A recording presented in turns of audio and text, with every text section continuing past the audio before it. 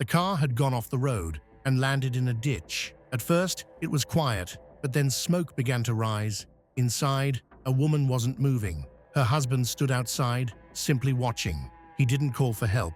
Malcolm John Webster was born on April 18, 1959, in Wandsworth, Greater London. On the surface, his background appeared stable, even enviable. His father, Alexander Robertson Webster, held a high-ranking position within the Metropolitan Police, serving as a detective chief superintendent in the fraud squad. His mother, Odette Blewett, had once worked as a nurse but gave up her profession to raise their children behind closed doors. However, the family home was governed by unrelenting discipline and an unsettling set of rules. Alexander ran the household with absolute control.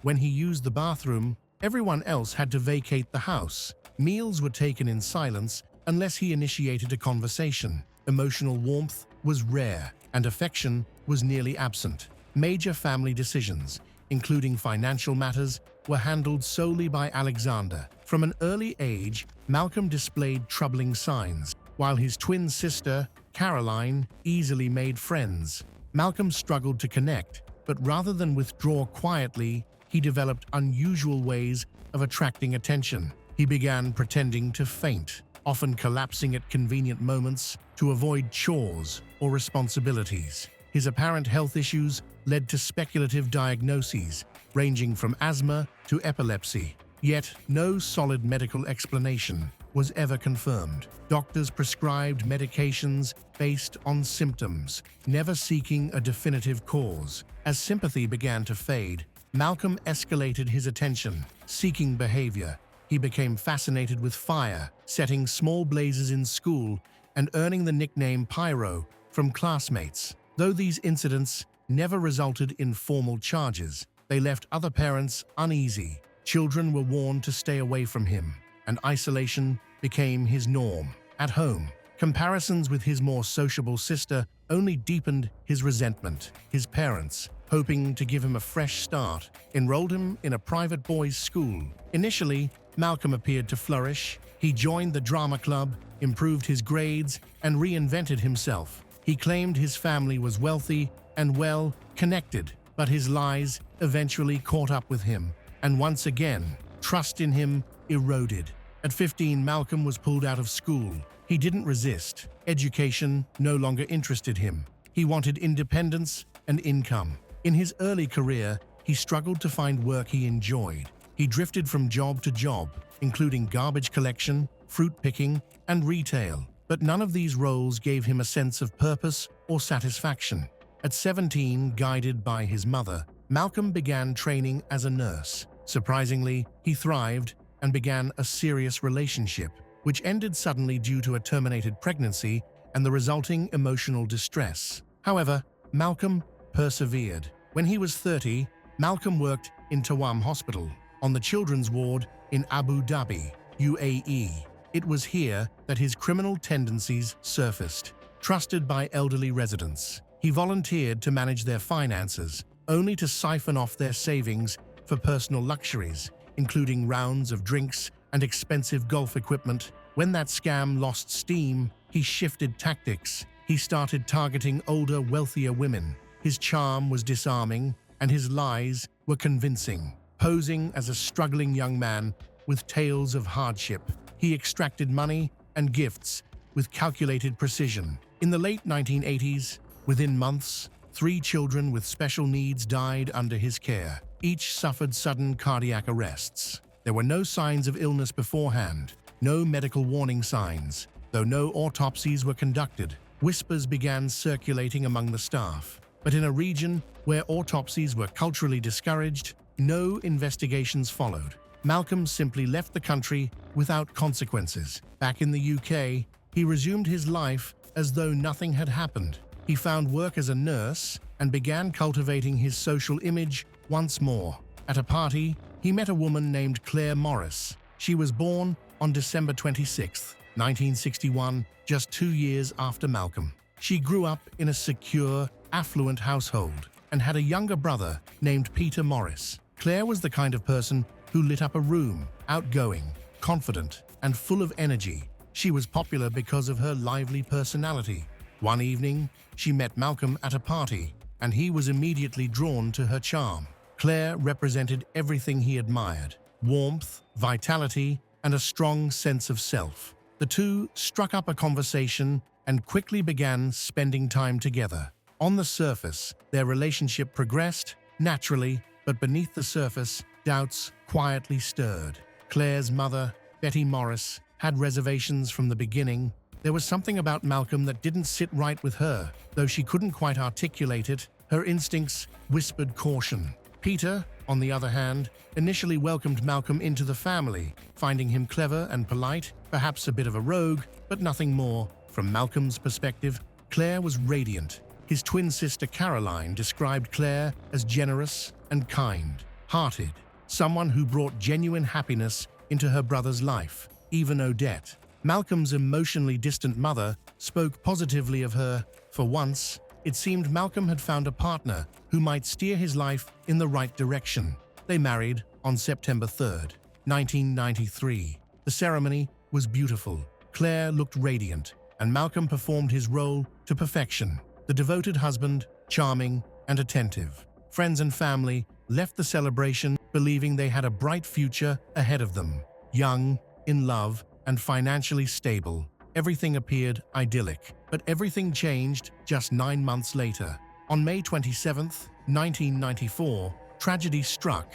Malcolm and Claire had been driving along a quiet rural road, with Malcolm at the wheel and Claire beside him.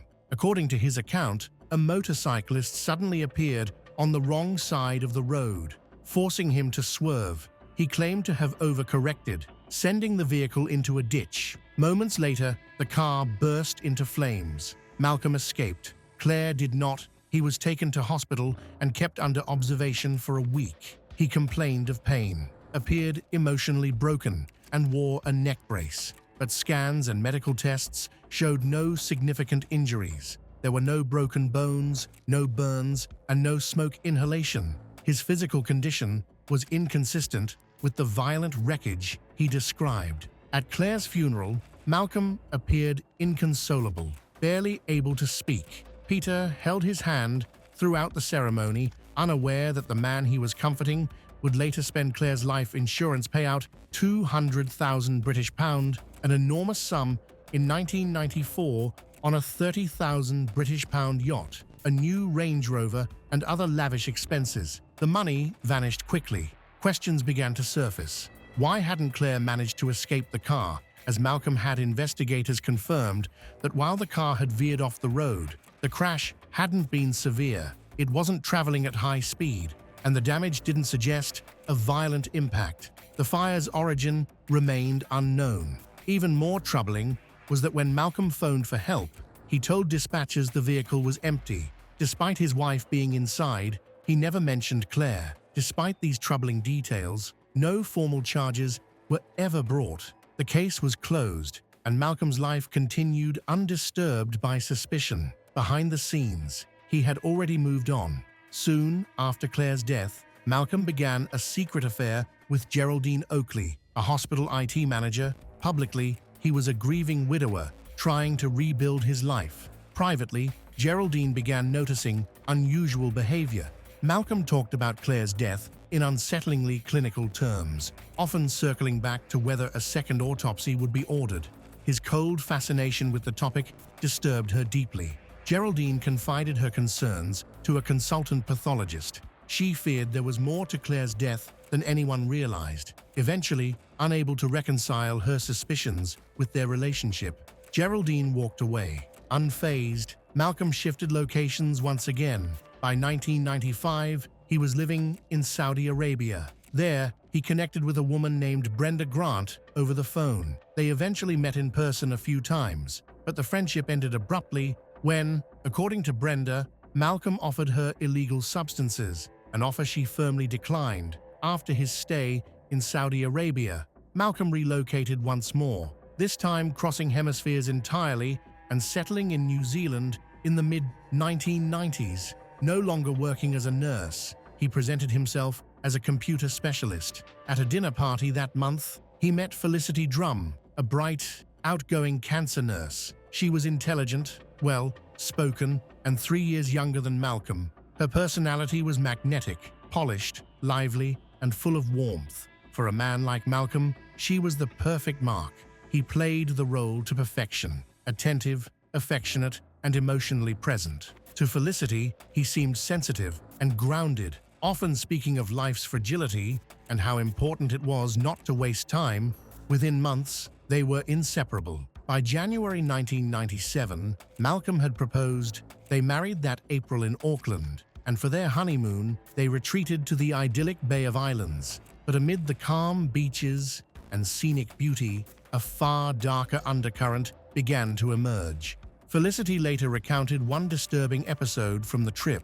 She drank a cup of tea, prepared by Malcolm, and fell into a deep, unnatural sleep that lasted nearly 36 hours. It wasn't a one-off. In the months that followed, she experienced troubling health issues, double vision, unsteadiness, periods of confusion, and extended bouts of sleep, all suspiciously occurring after eating or drinking something provided by her husband.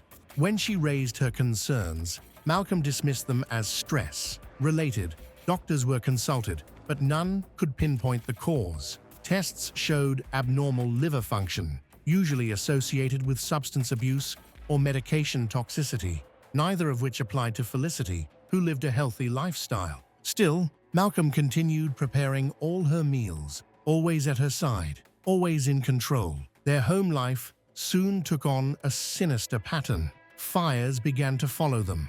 One broke out at Felicity's parents' house while the couple was staying there, another at a rental cottage, and a third at a property they were considering purchasing. These accidents left Felicity uneasy, but she brushed them off until Malcolm encouraged her to take out a life insurance policy. She agreed. In 1998, they welcomed a son. From the outside, it looked like a happy family. Malcolm was attentive, affectionate, and often seen doting on his child, but his affection masked a growing deception. In early 1999, Felicity and Malcolm planned to purchase a home in Auckland. Malcolm repeatedly stalled the payment, claiming the funds from a UK bank transfer hadn't cleared. As the February 12th deadline approached, the pressure mounted. That day, Malcolm and Felicity headed to the bank together. During the drive, Malcolm began complaining about the car's steering. Then, without warning, the vehicle veered across 2 lanes and slammed into a ditch. Felicity grabbed the wheel in panic and found it responsive. Nothing about the car's handling felt off. Malcolm got out of the car and asked her to stay put. However, she disobeyed and got out to call the bank, probably to reschedule their meeting. Just a week after the crash, Malcolm arranged a picnic in a remote area. During the drive, the couple argued, nothing major. Then, in an apparent peace offering, Malcolm handed her a bottle of water. Moments later, Felicity passed out. She awoke hours later in the passenger seat, disoriented and groggy. The car was now deep within a forest. Her phone rang. It was her father, worried after not hearing from her. When Malcolm returned to the car and saw her awake, he looked startled, alarmed even. He climbed into the car, tense, and asked how she had managed to regain consciousness. Felicity didn't know. Her head spun. Her memory was foggy, but one thing was clear. Something was terribly wrong. She demanded he take her home immediately. Back at the house, with her senses returning, she started asking questions. Why had they been in the middle of the forest? What had caused her to pass out? Malcolm dodged her inquiries. Then he suddenly clutched his chest and claimed he might be having a heart attack. He rushed off, allegedly heading to the hospital. Hours later, he returned with an astonishing announcement. Doctors had diagnosed him with leukemia, but this was no cry for help. It was a distraction. Felicity's father had already harbored suspicions about his son-in-law. After speaking to the family solicitor, Felicity's father began investigating Malcolm's finances. What he found changed everything. Together, father and daughter searched through Malcolm's belongings and discovered a key to a private mailbox. Inside were damning documents. A bank statement showed that Malcolm had secretly moved 140,000 New Zealand dollars from a joint account into a personal one in Aberdeenshire. Credit card bills revealed he was drowning in debt. Felicity's father took immediate action. securing a court injunction that legally barred Malcolm from the family home. By the time it was served, Malcolm had vanished. He fled New Zealand just as Felicity began to uncover the full scope of the betrayal. Medical tests later confirmed what she had feared. Her body contained dangerously high levels of sedatives, drugs she had never knowingly taken. Once Malcolm was gone, the symptoms vanished as if they'd never existed. The man she had loved, trusted, and married had slowly and methodically poisoned her. Her suspicions, once only instinct, had now hardened into certainty. While searching through their shared email account, Felicity uncovered damning messages to a UK estate agent. Malcolm had been posing as a single father, planning a quiet relocation to Cornwall with their son. He was arranging to move by the end of 1999. He arranged to move out at the end of 1999. Not a word of this was shared with Felicity. Then came a discovery that changed everything. In the boot of the car Malcolm had abandoned, she found a petrol canister. It was the final piece. A horrifying realization dawned. He had intended to replicate the exact circumstances of his first wife, Claire's death. The plan had almost succeeded until her father's well-timed phone call had inadvertently saved her life. Felicity now understood the forest, the unconsciousness, the steering failure, the sedatives. It had all been part of a carefully rehearsed script. She managed to confront Malcolm once. Calmly, she told him she knew what he had tried to do. His reply chilled her to the bone. "You would have died happy." That sentence shattered any lingering doubts. Malcolm hadn't just deceived and manipulated her. He had plotted her death with methodical precision. For Felicity, the illusion was destroyed. She now knew she had married a murderer. She went straight to the police. In July 2000, New Zealand authorities issued 4 arrest warrants against Malcolm Webster. The charges were severe, including arson, drugging his wife, and administering substances with intent to cause harm. But Malcolm was already gone, having fled the country before he could face justice. From that point on, he was officially a wanted man. As the investigation unfolded, more details emerged. Felicity had only been aware of one life insurance policy, but Malcolm had secretly forged 8 more, with a combined value nearing $2 million New Zealand dollars. His motivation had always been clear: control, deception, and financial gain, no matter the cost. What he did next was true to form. In 2000, Malcolm slipped back into the United Kingdom. He confessed nothing to his family and resumed life as if nothing had happened. He found work, played the role of a respectable man, and once again sought out wealthy women. In August 2004, he met Simone Banerjee at a hospital. He worked in nurse administration. She managed the surgical theater. The two soon became a couple. By 2006, they were engaged. To Simone, Malcolm was a sensitive soul. He shared stories about his supposed battle with leukemia, disappearing for hours and claiming he'd been undergoing treatment. He told her of his tragic past, including the accidental death of his first wife, Claire. He even claimed certain television scenes fires. Car crashes were too traumatic to watch. Simone believed him. She had no idea he was still legally married to Felicity Drum, or that he was a fugitive in New Zealand, or that he had already tried to murder 2 women. But police hadn't stopped tracking him and found him living openly in Aberdeen under his real name. Simone might never have learned the truth had authorities not contacted her directly, warning her of the grave danger she was in. At first, she refused to believe it,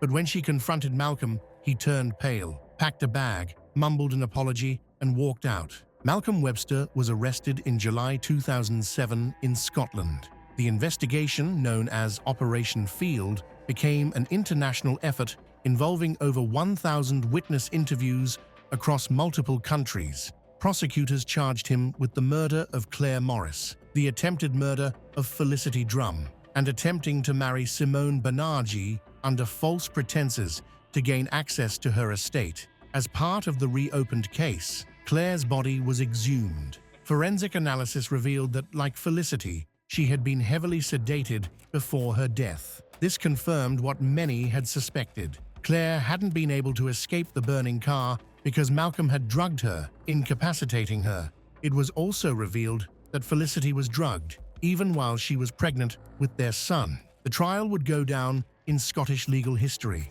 It became the longest trial involving a single defendant the country had ever seen. In May 2011, Malcolm Webster was found guilty on all charges. On July 5, 2011, he was sentenced to life in prison with a minimum term of 30 years. Simone later described herself as lucky to be alive. The courtroom testimonies painted a portrait of a man who used trust as a weapon, staging car crashes, setting fires, poisoning those closest to him, and weaving webs of lies for profit. Psychologists diagnosed him with narcissistic personality disorder, manipulative, deceitful, and utterly lacking in empathy. Even after his conviction, Malcolm refused to accept responsibility. In December 2013, he applied to the Scottish Criminal Cases Review Commission, hoping to have his sentence overturned. The process dragged on, but in February 2016, his request was officially rejected. The High Court saw no grounds for an appeal. After a comprehensive investigation into the events of Malcolm Webster's life, the authorities discovered that he had carried out a series of systematic and calculated crimes, mainly for financial gain, through fraud and murder. The investigation, known as Operation Field, spanned 5 years and involved interviews with more than 1,000 witnesses across several countries, revealing a terrifying pattern of manipulation. Malcolm poisoned his first wife, Claire Morris, with temazepam before staging a car crash in 1994 to collect $200,000 in insurance money, spending lavishly on a yacht and a Range Rover. He continued to poison his second wife, Felicity Drum, even when she was pregnant, and forged 9 insurance policies worth $750,000 while also setting 3 fires at her parents' home, a rented house, and a property he intended to buy. Authorities also discovered that Malcolm had attempted to enter into a sham marriage with Simone Banerjee to gain her wealth, with plans to drown her in a boat accident. He also had other relationships, including with Christina Willis, Anne Hancock, and a 15-year-old girl who ended up having an abortion, all of which he either deceived or exploited financially. In Abu Dhabi, Malcolm was suspected of injecting insulin to kill 3 children in his care, although evidence was lacking due to a culture that discouraged autopsies. He had lied about having cancer as a teenager, foreshadowing a decades-long scam. After his arrest in 2007, a search of Simone's home revealed stolen laptops and unlicensed guns. Malcolm was convicted in 2011 of murder, attempted murder, arson, burglary, fraud, poisoning, and attempted marriage fraud, removed from the nursing register in 2013, and attacked in prison, where he hired a hitman to protect him. These revelations exposed a manipulative psychopath diagnosed with narcissistic personality disorder who showed no remorse even after being sentenced to life in prison. Malcolm Webster is currently serving his life sentence at a prison in Lanarkshire, Scotland. It was a quiet evening in Dallas when Amber Geiger, a seasoned police officer, entered the wrong apartment. What happened next would send shockwaves through the community and change the course of 2 families' lives forever. But was it truly a tragic mistake, or was something darker at play? As the courtroom drama unfolded, questions about race, power, and accountability took center stage. What happened that night? Botham Shem Jean was born on September 29, 1991, in Castries, the capital of the island nation of St. Lucia. His parents, Allison and Bertram Jean, were deeply religious, they members of the Seventh-day Adventist Church. Raised in such a faith-driven environment, Botham's upbringing instilled in him strong moral values, including honesty, tolerance, and a desire to help others. From a young age, Botham stood out among his peers. His parents raised him with a strong sense of responsibility, a focus on education. In school, he demonstrated exceptional abilities in mathematics and music. At a young age, Botham began singing in the church choir, where his deep and moving voice immediately caught attention. Music became an important part of his life, and the church was a place where he felt supported. After finishing school, Botham decided to continue his education in the United States. He chose to attend Harding University in Texas, where he pursued a degree in accounting. This decision marked an important milestone in his life. Moving to the U.S. opened up new opportunities for professional growth and personal connections. After graduation, Botham secured a job as an accountant in Dallas. His career quickly flourished. His colleagues highly valued his professionalism and work ethic. For Botham, working at PricewaterhouseCoopers wasn't just a career step, it was an opportunity to contribute to society and provide for his family. He supported his parents, helped the youth in his community in St. Lucia. He dreamed of advancing further in his career. His co-workers remembered him as someone who always brought positivity and inspiration to the team. But it wasn't just his professional life that mattered to Botham. He was actively involved in the life of his church in Dallas, where he was part of the music group and often spent time with friends from the community. He found joy in simple things like cooking dinners for his friends, organizing parties to maintain friendships, and support with others. His life was filled with plans for the future. Amber Geiger, on the other hand, came from a small town near Dallas. She was born on August 9, 1988, grew up in a family where discipline and hard work were strongly emphasized. From an early age, Amber dreamed of becoming a police officer. Her father worked in local law enforcement, and she knew she wanted to follow in his footsteps to help people, bring order to society. She pursued this dream after high school by enrolling in the police academy. She worked hard and demonstrated the discipline, focus needed for a career in law enforcement. After graduating from the academy, Amber began her career with the Dallas Police Department, where she eventually became an officer. Her colleagues described her as determined and hardworking, though she often expressed frustration with the emotional strain and high stress of her job. The life of a police officer is always filled with risk and stress. Amber was no exception. She often found herself in situations that required quick decisions, where her reaction had to be immediate. These working conditions took a toll on her emotional state. Over time, she became more withdrawn and cautious in her relationships with others, preferring to spend her free time alone to recharge. Amber Geiger was dedicated to her profession, but her life was full of contradictions. She tried to hide her vulnerabilities, but those who knew her well could see that she often felt lonely and sometimes even lost in the world. Despite her strong, determined character, her internal struggles and fatigue from the constant pressure made her life less stable. She would often return home late, exhausted and emotionally drained, which perhaps played a critical role in the tragic events that unfolded later. After moving to Dallas, Amber purchased an apartment in the South Side Flats complex near her job. She believed that living close to work would allow her to rest better and minimize commuting time. Although she intended for her life in Dallas to be a fresh start, it did not bring the peace she sought. Instead, work stress and emotional strain became overwhelming. It started to dominate her daily life. She frequently struggled to cope with her increasing fatigue. On September 6, 2018, Botham Jean began his day like any other. He woke up early, went to his office in downtown Dallas. It was another hectic day filled with meetings and preparing client reports. Botham was known for his dedication to his work. That day was no exception. His colleagues saw his positive attitude and the smile he spread to those around him. No one could have anticipated that this would be the last day of his life. After finishing work, Botham returned to his apartment in the South Side Flats complex in Dallas. For him, this apartment was a peaceful retreat where he could relax after a hectic day. That evening, he opted for a simple routine, cooking dinner, listening to his favorite music, and unwinding. Cooking was a beloved hobby of his, helped him manage the stress from work. On the other hand, Amber Geiger was just completing a 13-hour shift at the police station.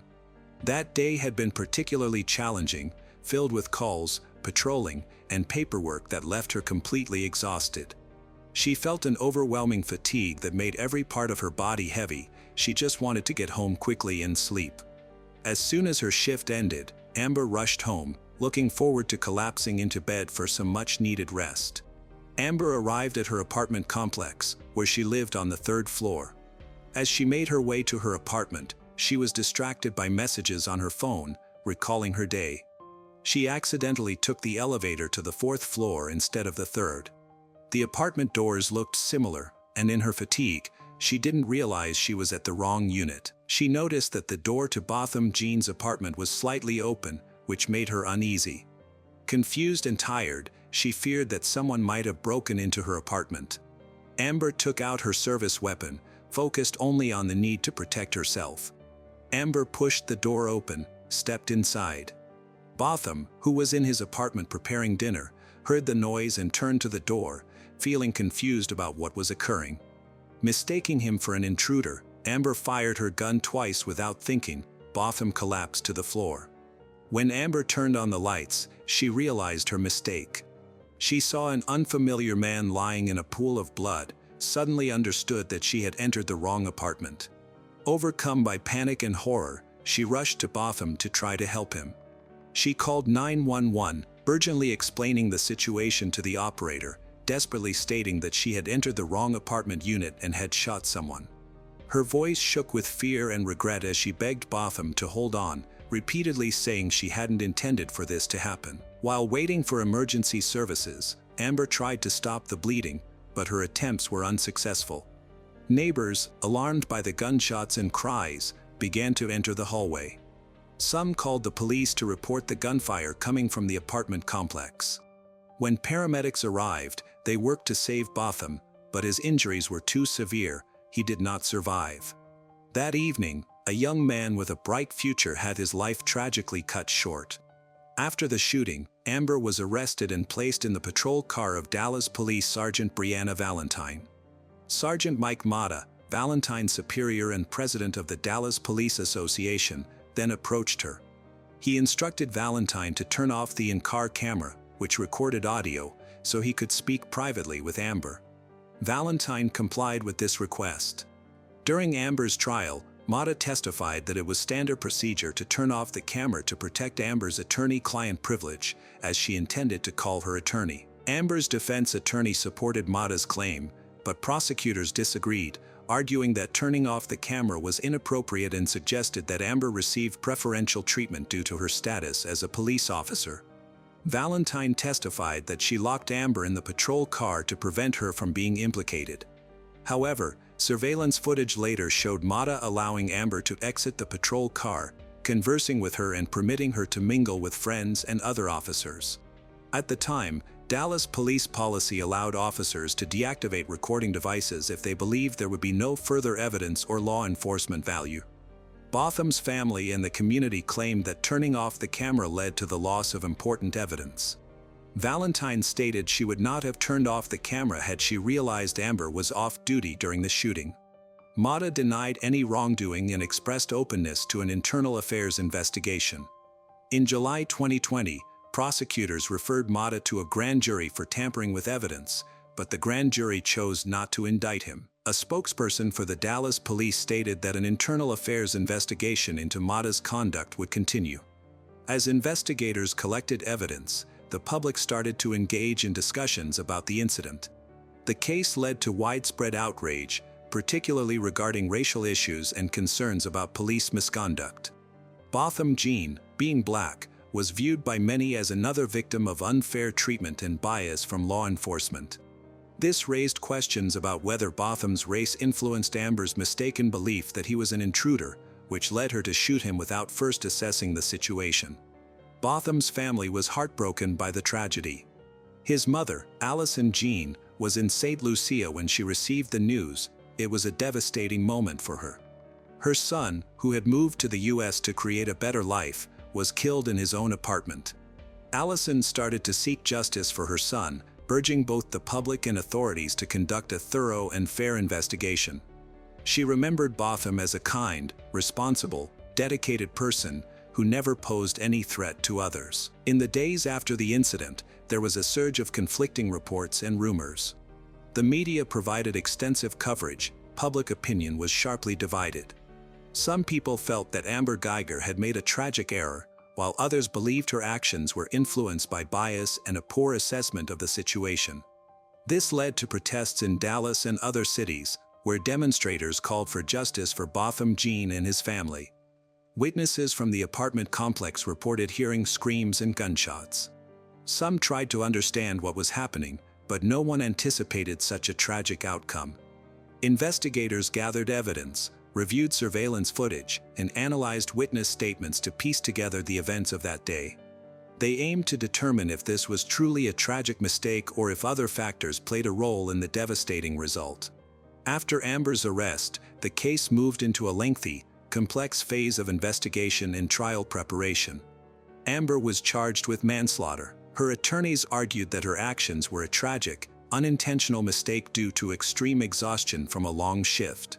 However, the prosecution asserted that Amber's behavior was unacceptable for a trained police officer who should carefully assess situations and avoid unnecessary use of force. Key evidence in the case included surveillance footage from the apartment complex where Botham Jean and Amber Geiger lived. The recordings showed Amber arriving at the building, mistakenly going to the wrong floor, and approaching Botham's apartment. Investigators highlighted that she did not pay enough attention to realize she was on the wrong floor. Additionally, phone records were significant. Just before the incident, Amber had been texting a colleague with whom she had a personal relationship. Prosecutors argued that these messages might have distracted her and led to her mistake in entering the wrong apartment. In contrast, the defense minimized the relevance of the texts, asserting that they were unrelated to the incident and could not have impacted her actions. Over several months, investigators collected evidence and interviewed witnesses. Neighbors in the apartment complex reported hearing shouting and gunshots. Some mentioned hearing voices before the shots were fired, indicating there might have been an argument between Amber and Botham. However, the witnesses had differing accounts, making it challenging to create a clear understanding of the events that took place. Forensic examinations were carried out simultaneously. Experts carefully studied the firearm involved in the shooting, the bullet's trajectory, and other physical evidence to establish the locations of Amber and Botham during the incident. A key point of debate was the position of Botham's body and the bullet's angle. The prosecution argued that the evidence indicated Botham was not a threat to Amber, whereas the defense maintained that she acted in self-defense. In September 2019, a widely publicized trial began, attracting significant attention from the public and media. The courtroom was filled with journalists, family members, and friends of Botham Jean, along with supporters of both the prosecution and defense. The case was expected to be complex, addressing issues of police responsibility, personal accountability, and racial justice. The trial commenced with opening statements from both sides. Prosecutors contended that Amber Geiger's actions were not merely a mistake, but rather a result of her negligence as a police officer. They stressed that any officer should be especially cautious when using a firearm, particularly in situations where there is no threat. Moreover, they highlighted that Botham was in his own home and did not pose any danger to Amber. The defense focused on the notion that Amber was extremely exhausted and confused, motivated by fear for her own safety. Her lawyers aimed to present her as someone who made a tragic error without any intention to harm. They also emphasized her clean record in law enforcement to gain sympathy from the jury. Over several weeks, various witnesses, experts, and family members of both the defendant and the victim shared their testimonies. A particularly emotional moment in the trial occurred when Botham's mother, Allison Jean, took the witness stand. She reminisced about her son's dreams and future aspirations, painting him as a kind, compassionate individual. Her heartfelt words resonated deeply with everyone in the courtroom, underlining the immense loss her family experienced. Botham's brother, Brant Jean, also testified, delivering a statement that became widely discussed. He publicly forgave Amber Geiger, even requested to hug her. This act elicited mixed reactions. While some viewed it as a remarkable display of kindness and forgiveness, others believed it should not overshadow the pursuit of justice. Among the evidence shown in court were surveillance video and an audio recording of Amber's 911 call made after the attack. In the recording, she sounds panicked, repeatedly saying she entered the wrong apartment and never meant to harm anyone. Expert witnesses analyzed the bullet's trajectory, the position of Botham Jean's body, and the events leading up to the shooting. Prosecution experts argued that the bullet's path indicated Botham was in a relaxed position, likely sitting or just getting up from his couch when he was shot. This contradicted the defense's claim that he was moving toward Amber and posed a threat. The defense tried to challenge these findings by saying that the bullet's trajectory could not be definitively established due to insufficient data. During the trial, the public paid close attention to the case's developments. Protests and rallies persisted, with activists demanding a fair sentence for Amber Guyger, advocating for police reform to prevent similar incidents in the future. There were widespread calls for improvements in police training, particularly in decision-making during high-pressure situations, and for greater accountability for errors that result in tragic consequences. Amber Guyger testified, sharing her perspective on the events from that night. She described returning home after a long shift, she feeling exhausted, confused. She claimed she truly thought she was in her own apartment, believed Botham was an intruder. While testifying, she became emotional and stated that she never meant to harm anyone and considered it a terrible mistake, one that she would have to live with forever. Her testimony was heartfelt and appeared genuine to some. The question of what the appropriate sentence should be became a key focus in the final stage of the trial. Prosecutors argued that Amber Guyger should be convicted of manslaughter, stating that her actions resulted in the death of an innocent person and that a police officer who cannot accurately assess a situation should not remain in the police force. In contrast, the defense sought a lighter sentence, emphasizing the absence of intent and claiming that Amber already felt immense guilt for her mistake. After several days of discussion, the jury was finally ready to deliver their verdict in Amber Guyger's case. The courtroom was filled with tension as everyone awaited the judge and jury's decision on whether the former police officer was guilty of causing Botham Jean's death. For many, this trial symbolized not just a personal tragedy but also significant issues in American society, such as racial bias, abuse of power, and a lack of accountability in law enforcement. On October 1, 2019, Amber Guyger was convicted of murder. The jury deliberated for 6 hours to return a murder verdict. The jury also considered the lesser charge of manslaughter. She is the first Dallas police officer to be convicted of murder since the 1973 killing of Santos Rodriguez. This decision surprised many, especially since the prosecution had originally aimed for a manslaughter conviction. The murder charge had more severe penalties and a longer prison sentence. In the courtroom, people expressed relief and held quiet celebrations. This verdict marked an important step toward justice for Botham's family and their supporters who endured the lengthy and difficult trial. On October 2, 2019, Amber Guyger was sentenced to 10 years in prison after a jury deliberated for an hour. In her remarks, the judge acknowledged the case's complexity and tragedy, noting that both sides had suffered significant losses. She pointed out that Guyger had made a serious mistake that resulted in an innocent person's death. Despite the weight of the sentence, many believed that 10 years was too lenient for such a grave error. While some accepted the court's decision, others felt it was inadequate. Activists and supporters of the Jean family argued that the sentence did not adequately reflect the seriousness of the crime and was insufficient punishment for the life lost. Protests continued in Dallas and other cities, with many calling for more reforms in the criminal justice and law enforcement systems. This case became a symbol of the fight for justice and highlighted the ongoing challenges Black Americans face with law enforcement. Amber Guyger was in a state of shock after the verdict and sentencing. She repeatedly insisted that she did not intend to harm anyone and that it was a tragic mistake. Her attorneys filed an appeal to reduce her sentence, arguing that 10 years was too severe for someone who acted out of confusion, stress, and exhaustion. Nevertheless, once the trial ended, Guyger was taken into custody to begin serving her sentence. Botham Jean's family expressed their gratitude to everyone who supported them during the lengthy trial. His mother, Allison, mentioned that while the verdict brought some sense of closure, it could never bring her son back. She stressed the need for systemic reforms in the justice system and law enforcement to prevent similar tragedies in the future. She continued to advocate for changes within police departments, hoping that her son's case would inspire meaningful progress. On October 16, 2019, Amber's attorneys filed an appeal requesting a new trial. On August 7, 2020, they filed another appeal, alleging that there was insufficient evidence to convict her of murder.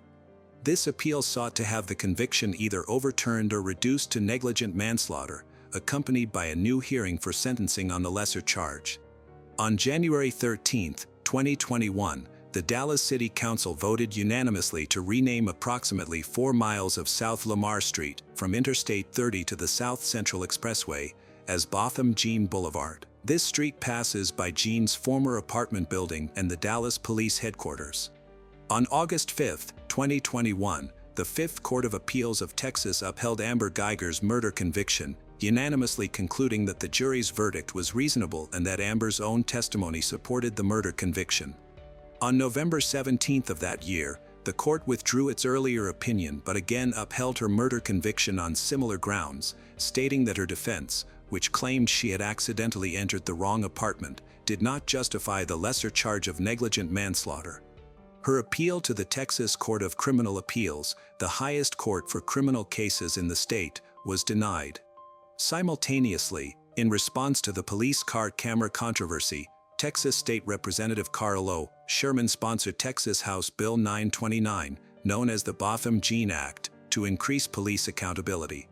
The bill prohibits police from disabling body-worn cameras at any time while they are actively engaged in an investigation. It also requires law enforcement policies regarding body-worn cameras to include provisions for collecting cameras, video, and audio recordings as evidence. The bill goes into effect in September 2021. Amber is currently being held at the Patrick O'Daniel Unit, formerly the Mountain View Unit.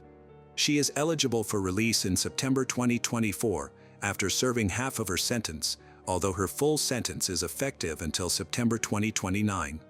Amber was subsequently denied parole in October 2024. She will be eligible for release again in 2026. On November 20, 2024, a civil trial jury awarded the Jean family $98.65 million, including approximately $60 million in punitive damages and $38.6 million in compensatory damages, in a wrongful death claim against Amber Guyger, a figure nearly double the amount the family had sought. The family said Dallas police had inadequately trained Amber and also named the city of Dallas as a defendant, but the city was dismissed from the lawsuit, leaving Amber fully liable for the damages. Amber initially represented herself but did not appear in court and declined to provide legal representation. The family said they would donate any compensation they received to the Botham-Jean Foundation, which could include proceeds from any film or book deals Amber made. The family acknowledged they were unlikely to receive the full amount. The case of Botham-Jean significantly influenced public perception and sparked a national debate about policing. It exemplified the systemic issues present in law enforcement, particularly regarding the treatment of Black individuals. In response to widespread public outcry, many states began to consider new laws aimed at improving police training, especially in how officers handle force and interact with the community. There were increasing demands for greater accountability for police officers and for mandatory training that emphasizes racial and cultural understanding. Furthermore, Botham-Jean's case led to the formation of organizations and funds dedicated to assisting the families of victims of police misconduct, advocating for reforms in law enforcement. These groups not only provided legal and emotional support but also launched campaigns to raise awareness about racial discrimination and the misuse of power. Allison actively engaged in these initiatives, sharing her personal story to advocate for justice and systemic change. Meanwhile, Amber Guyger remained in prison, waiting for the results of her appeal. This case devastated two families and had a significant impact on American society. The tragic error that caused Botham-Jean's death highlighted the urgent need for reform and emphasized the critical importance of law enforcement officials making careful, responsible decisions in life and death scenarios. The case of Botham-Jean and Amber Guyger is one of the most talked about and significant cases in recent U.S. history. It highlights the serious consequences of poor judgment, especially from those in positions of authority. Many believe that justice was only partially served. The case raised important questions about equality and accountability in America. Magdalena Aguilar Romero, a vibrant young woman with great potential, repeatedly sought help to protect herself from her abusive ex-husband. Despite her persistent pleas for safety, she received no response. Magdalena, also known as Magda Aguilar Romero, later took on the last name Arciniega after her marriage. She was born on November 18, 1990, in Tasca de Alarcón, a mining town in Guerrero, southwestern Mexico. As the youngest of 3 siblings and the only daughter of their family, she was raised in a challenging environment. Her father worked in a local silver mine, which was a demanding and hazardous job. Despite the health and safety risks, his work provided a steady income to support their large family. Her mother was a stay-at-home mom who focused on raising her 3 children and managing the household. With her husband's reliable income, the family always had what they needed. While they weren't rich, they lived in a spacious and comfortable home. Their sons and Magdalena went to good schools. They participated in sports and other activities. By the mid-1990s, they bought their first car. Magdalena's parents and older brothers cherished, pampered her. She was smart, kind, and sociable. She excelled in school. In middle school, she developed a strong interest in biology and anatomy. Initially, Magdalena aspired to become a cardiologist, but in high school, her focus shifted to nutrition, healthy eating, and wellness. She decided to pursue a career in this area to help people facing health issues related to their diet and eating habits. When Magdalena told her family about her plans, they fully supported her. As a dedicated student, she easily gained admission to a top university to study nutrition. She was determined to become an expert in her field. Instead of moving into the dorms, Magdalena chose to live at home with her family, commuting to university by bus, despite the nearly hour-long journey each way. She still managed to keep up with her sports activities and attended dance classes. Her intense focus on her studies left little time for a personal life, but everything changed in 2011. That year, 20-year-old Magdalena met 35-year-old Cesar Gomez Arciniega, who also hailed from Tasca de Alarcón. Cesar owned a successful bar that was a beloved spot in the neighborhood. Locals frequented it to relax after work, share stories, enjoy delicious food, and drink what many considered the best beer in town. Initially, Magdalena ignored the advances and romantic gestures from the older man, Cesar. However, he was persistent. He proved to be intelligent, well-read, and genuinely engaging. He wooed her with poetry, flowers, meaningful gifts. Eventually, she found him charming, succumbed to his attention. Their relationship progressed rapidly. At first, Cesar appeared reliable and mature, someone she could envision a future with. Shortly after they started dating, Magdalena found out she was pregnant. This news shocked her, but Cesar was thrilled. He promptly expressed his desire to marry her. Magdalena agreed to his proposal. Both her family and Cesar's relatives supported the marriage, with no objections or obstacles to their union. In 2011, they officially tied the knot in a simple ceremony at a local chapel, attended by only close relatives and a few friends. After the wedding, Magdalena moved into Cesar's home, which was located in the same building as his bar. At that time, she was in her 3rd year of college, but with a baby on the way and the responsibilities of being a newlywed, she chose to pause her studies to focus on her expanding family. Cesar supported this decision. He was thrilled to have his young wife close by. With a steady income from the family business, Magdalena didn't have to work and had everything she needed. She adjusted to domestic life. Soon they welcomed their first son. Less than a year later, Magdalena discovered she was expecting again. In the summer of 2013, she gave birth to their second son. Things began to change in early 2014 when Magdalena decided to go back to school to complete her degree. This decision led to strong opposition from her husband, Cesar, who insisted she should wait a few more years. He argued that their young sons needed their mother at home full-time. However, Magdalena was eager to return to her studies, especially since her parents were willing to help take care of the boys. They fully supported her ambition to finish her education. Magdalena quickly adjusted to being a student again, but Cesar reacted negatively. He became increasingly jealous and controlling, wanting to know her whereabouts at all times and often starting arguments over minor issues. Initially, Magdalena thought his behavior would improve, but instead, it only escalated. Cesar had developed an overwhelming need to control everything during their nearly 3.5 years of marriage. Under the pretense of acting in her best interests, he gradually isolated Magdalena from her friends and family. Their marriage occurred just a few months after they met when she was already pregnant, leaving her with little time or energy to socialize. After the births of their 2 sons in quick succession, she became even more detached from the outside world. Now that she had returned to school, Magdalena was beginning to rebuild her social life. She reconnected with old friends, made new ones, and started visiting her parents regularly, who were excited to spend time with their grandsons. Cesar began to check Magdalena's phone every day, monitor her social media accounts, and watch her closely. His jealousy intensified, leading him to become unjustly suspicious and accuse her of things she had never done. He forbade her from wearing makeup or perfume, wouldn't allow her to wear heels, even started choosing her clothes for her. To avoid fights, Magdalena reluctantly accepted his demands, but that wasn't enough for Cesar. Eventually, he issued an ultimatum: she could no longer go to college. However, Magdalena was determined not to give up on her dreams of becoming a certified nutritionist, especially when she had just over a year left until graduation.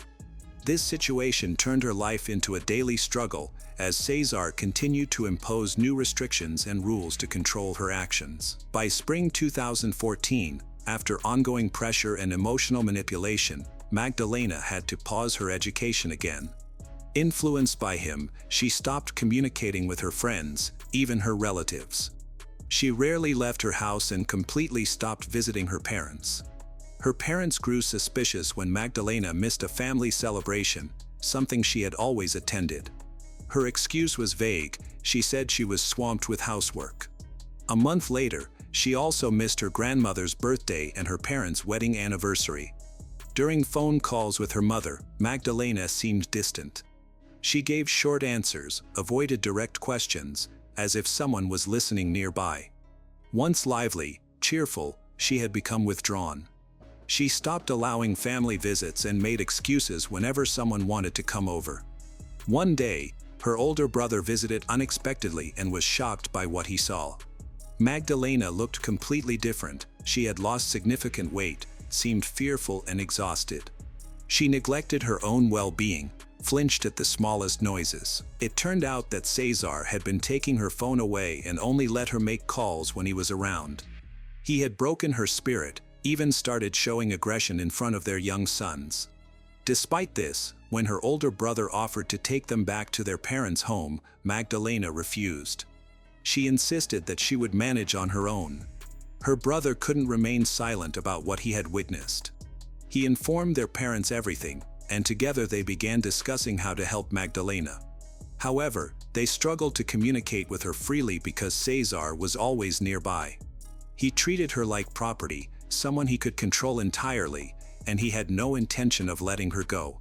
In August 2014, after yet another episode of aggression, Magdalena reached her breaking point. Once Cesar left to run an errand, she discreetly contacted her brother, asked for his help to escape. She quickly packed only essential items and documents, gathered her children, and sneaked out through the back door to avoid running into Cesar's mother, who lived with them. Despite witnessing the abuse, her mother-in-law had always supported her son. The brother took Magdalena and the boys to their parents' house.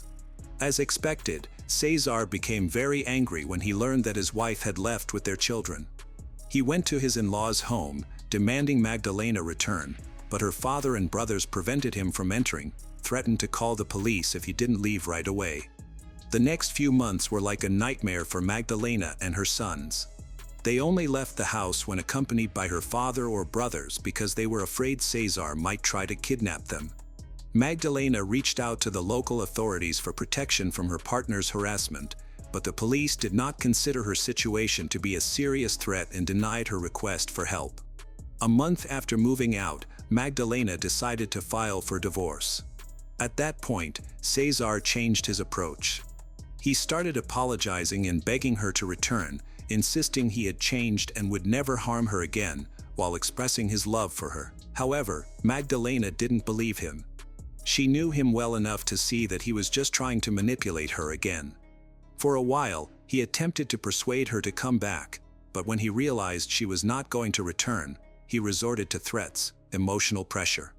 Magdalena often felt anxious, constantly checking her surroundings in fear that he might appear unexpectedly.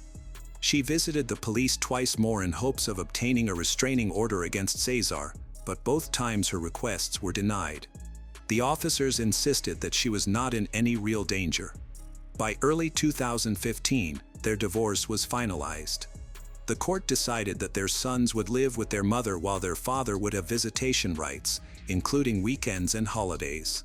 At that point, Cesar seemed to have calmed down. He stopped reaching out to his ex-wife and appeared to be moving on with his life.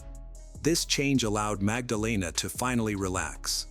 She returned to college, earned her degree, soon found a good job at a private clinic in her field. Surrounded by friends and family, she began to thrive, earning a stable income and making plans for her future. Nearly 3 years had gone by since the divorce. Cesar no longer attempted to interfere in Magdalena's life. He adhered to the set schedule for picking up and dropping off the boys. Sometimes, Magdalena would go to his house to collect them, but she never went by herself. Her father or one of her brothers always accompanied her. Although Cesar tried to be friendly, Magdalena never felt completely safe around him. Deep down, she knew she could never trust him again. The years she spent living with him, filled with emotional and physical abuse, had left a lasting impact. On January 13, 2018, the boys were with their father. The Romero family was supposed to attend a memorial service at a local church for a recently deceased relative that day. Magdalena informed her mother that she would be late because Cesar, the boys' father, had refused to take them to the church. She arranged to pick them up herself and agreed to meet Cesar at a park near his house. After waiting for about 30 minutes, Cesar called to inform her that he had a sudden errand and had left the boys with his mother, who was unwell and unable to bring them to the park. With no other option, Magdalena decided to go directly to her former mother-in-law's house. While on her way, she called her mother to explain the situation and assured her she would arrive at the church within 30 minutes with the boys. That was the last time her mother heard from her daughter. Magdalena never arrived at the church. Her phone first went unanswered and then was turned off completely. Concerned about Magdalena, her parents started contacting her friends, but no one had seen her. Trying to reach Cesar also yielded no results. That night, filled with increasing worry, the Romeros went to the police to report Magdalena as missing. However, the officers did not take their concerns seriously. They pointed out that Magdalena was an adult and not required to check in regularly, adding that it had only been a few hours since anyone had last heard from her. The following day, the police again declined to start a formal search for the same reasons. Magdalena's parents took action, reaching out to everyone they knew for help. They quickly informed relatives and friends, who joined the search for her. News of Magdalena's disappearance spread rapidly on social media, with many sharing her and her son's photos, urging anyone with information to speak up. Flyers were put up throughout the town and on utility poles. When her parents visited Cesar's house, he refused to let them in. He expressed worry about Magdalena and the boys being missing, but he falsely claimed she had taken them and mentioned visiting someone. In reality, Magdalena had told her mother she was going to pick up the boys from Cesar's house to take them to church. The Romeros soon realized something was wrong and suspected that Cesar was not telling the truth. They approached the police again, but the authorities still would not open a missing persons case. They also refused to question Cesar or search his home, claiming there was no reason to do so. Feeling hopeless, Magdalena's parents kept searching on their own for over a week. As their fear and frustration increased, they began to organize public demonstrations to raise awareness about the case and pressure the authorities to act. Eventually, these efforts started to yield results. A neighbor of Cesar contacted the police to report that the boys were at their father's house. Other witnesses later stated they had seen Magdalena entering Cesar's home on the day she disappeared, but no one saw her leave. The public outcry from the Romero family eventually compelled law enforcement to take action. On January 22, 2018, a search warrant was issued for Cesar's residence. What investigators found inside was shocking. The police said that Romero's legs and arms were found inside a pot on the stove, while her cooked pelvis was discovered in a bag near the stove. The rest of her body was found in a nearby refrigerator. Cesar and his mother were caught off guard by the arrival of the police and had not cleaned the area beforehand. The officers brought in Magdalena's parents to identify her remains. The state of her body was distressing, but her parents quickly recognized their daughter. The shock was overwhelming for her mother, and she needed immediate medical help. A forensic examination revealed that Magdalena had suffered severe beatings before her death, which was caused by mechanical asphyxiation. She had been strangled. The most distressing detail that came to light later was that their sons, only 6 and 4.5 years old at the time, had been inside the house throughout the entire incident and witnessed everything. The violent attack on their mother occurred right in front of them. Sadly, they became important witnesses in the subsequent court case. Even though they were young and didn't fully understand what had happened, the older son later told investigators that he saw his father hitting and choking his mother as she screamed, tried to escape. He remembered how Cesar dragged her into the kitchen while their grandmother tried to keep the boys from coming in. The older boy disobeyed and peeked inside, only to see something terrifying. Cesar quickly became the main suspect. However, when the police arrived, they only found his mother and the boys at the house. Cesar had somehow escaped just hours before the search, almost as if he knew the authorities were coming. He took as much cash as he could and disappeared. That same day, his mother was arrested and taken to jail to await trial. She remained calm, even indifferent, when confronted by the police. She did not deny her role in the incidents involving her former daughter-in-law and showed no signs of remorse. Cesar's mother had always been aware of how her son treated his wife, but she consistently sided with Cesar. The investigation showed that while she didn't directly commit the crime, she was aware of her son's plans. She helped bring Magdalena to their home and concealing the evidence. Detectives were particularly disturbed by one aspect of the case: some body parts were cooked into a thick stew. Cesar's mother could not provide a clear explanation for these actions. During the trial, Magdalena's sons testified against Cesar's mothers, as they had witnessed the traumatic events involving their mother. The older boy had sneaked into the kitchen and saw hands boiling in a pot, along with his mother's head in the freezer. The trauma from these experiences was profound, requiring extensive therapy for the boys to start healing and to overcome their nightmares. In November 2019, the court found Cesar's mother guilty of concealment of evidence. Throughout the proceedings, she never expressed any remorse for her actions. The main suspect, Cesar, was the focus of a nationwide manhunt, but authorities could not locate him right after the incident. His mother said she did not know where he had gone. Despite significant media attention, public protests calling for justice, and extensive searches, Cesar remained missing.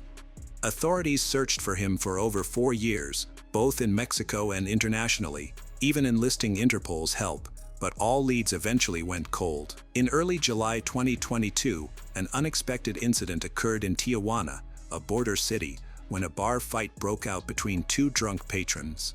The police arrested both men, one of whom was identified as Massimo Herrera Garcia. However, once at the police station, fingerprint analysis revealed he was actually Cesar Gomez Arciniega, a wanted fugitive who had been living under a false identity to escape capture. His intoxicated and aggressive behavior led to his arrest.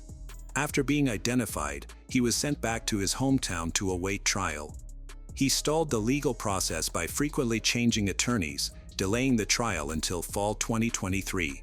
By that time, Magdalena's sons had grown older and could better articulate their experiences. They testified against their father. In November 2023, Cesar was convicted of the premeditated and brutal murder of his ex-wife.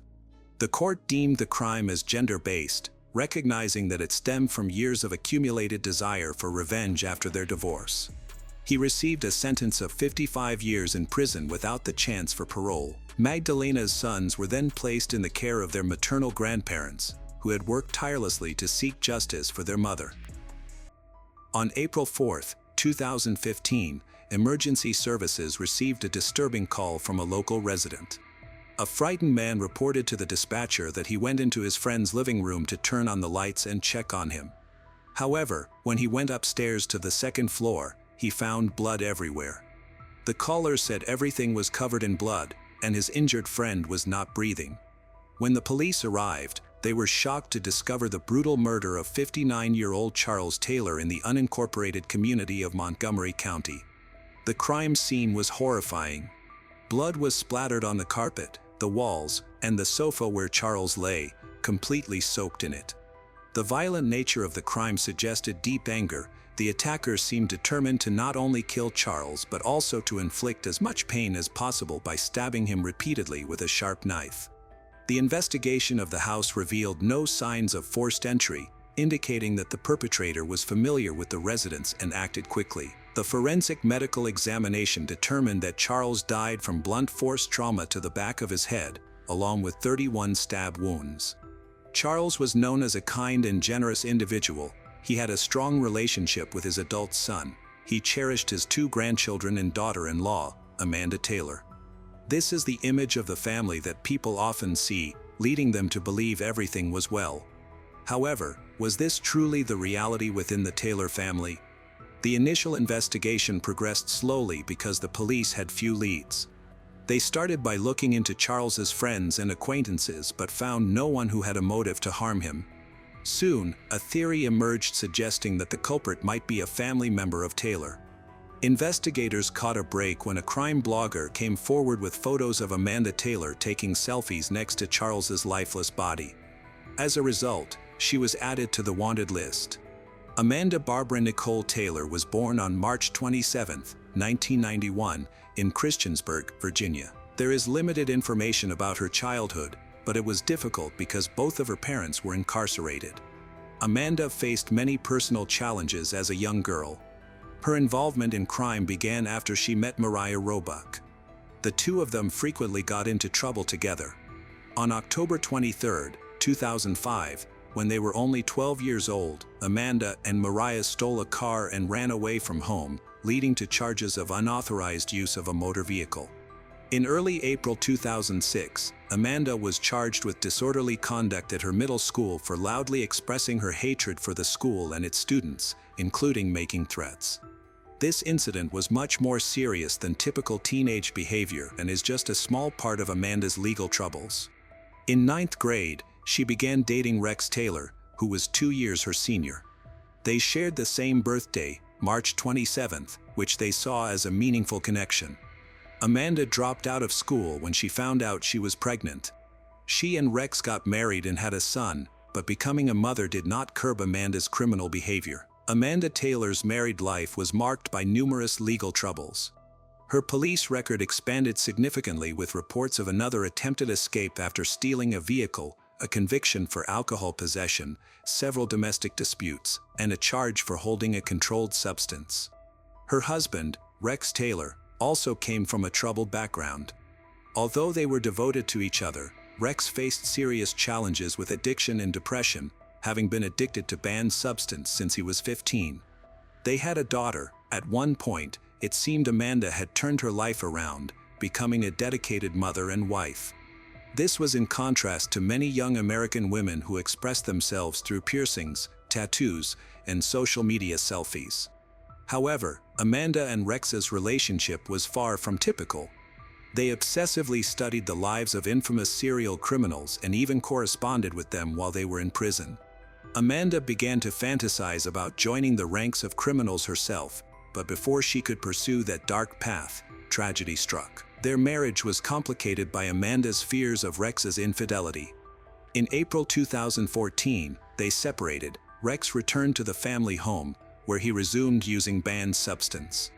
Tragically, 4 months later, his lifeless body was found in a shed on their property. He had taken his own life on the day of their child's 7th birthday. After Amanda's husband passed away, she occasionally stayed with her mother and her friend Mariah. During her time with Mariah, she also formed a friendship with Sean Ball, a member of the Roebuck family.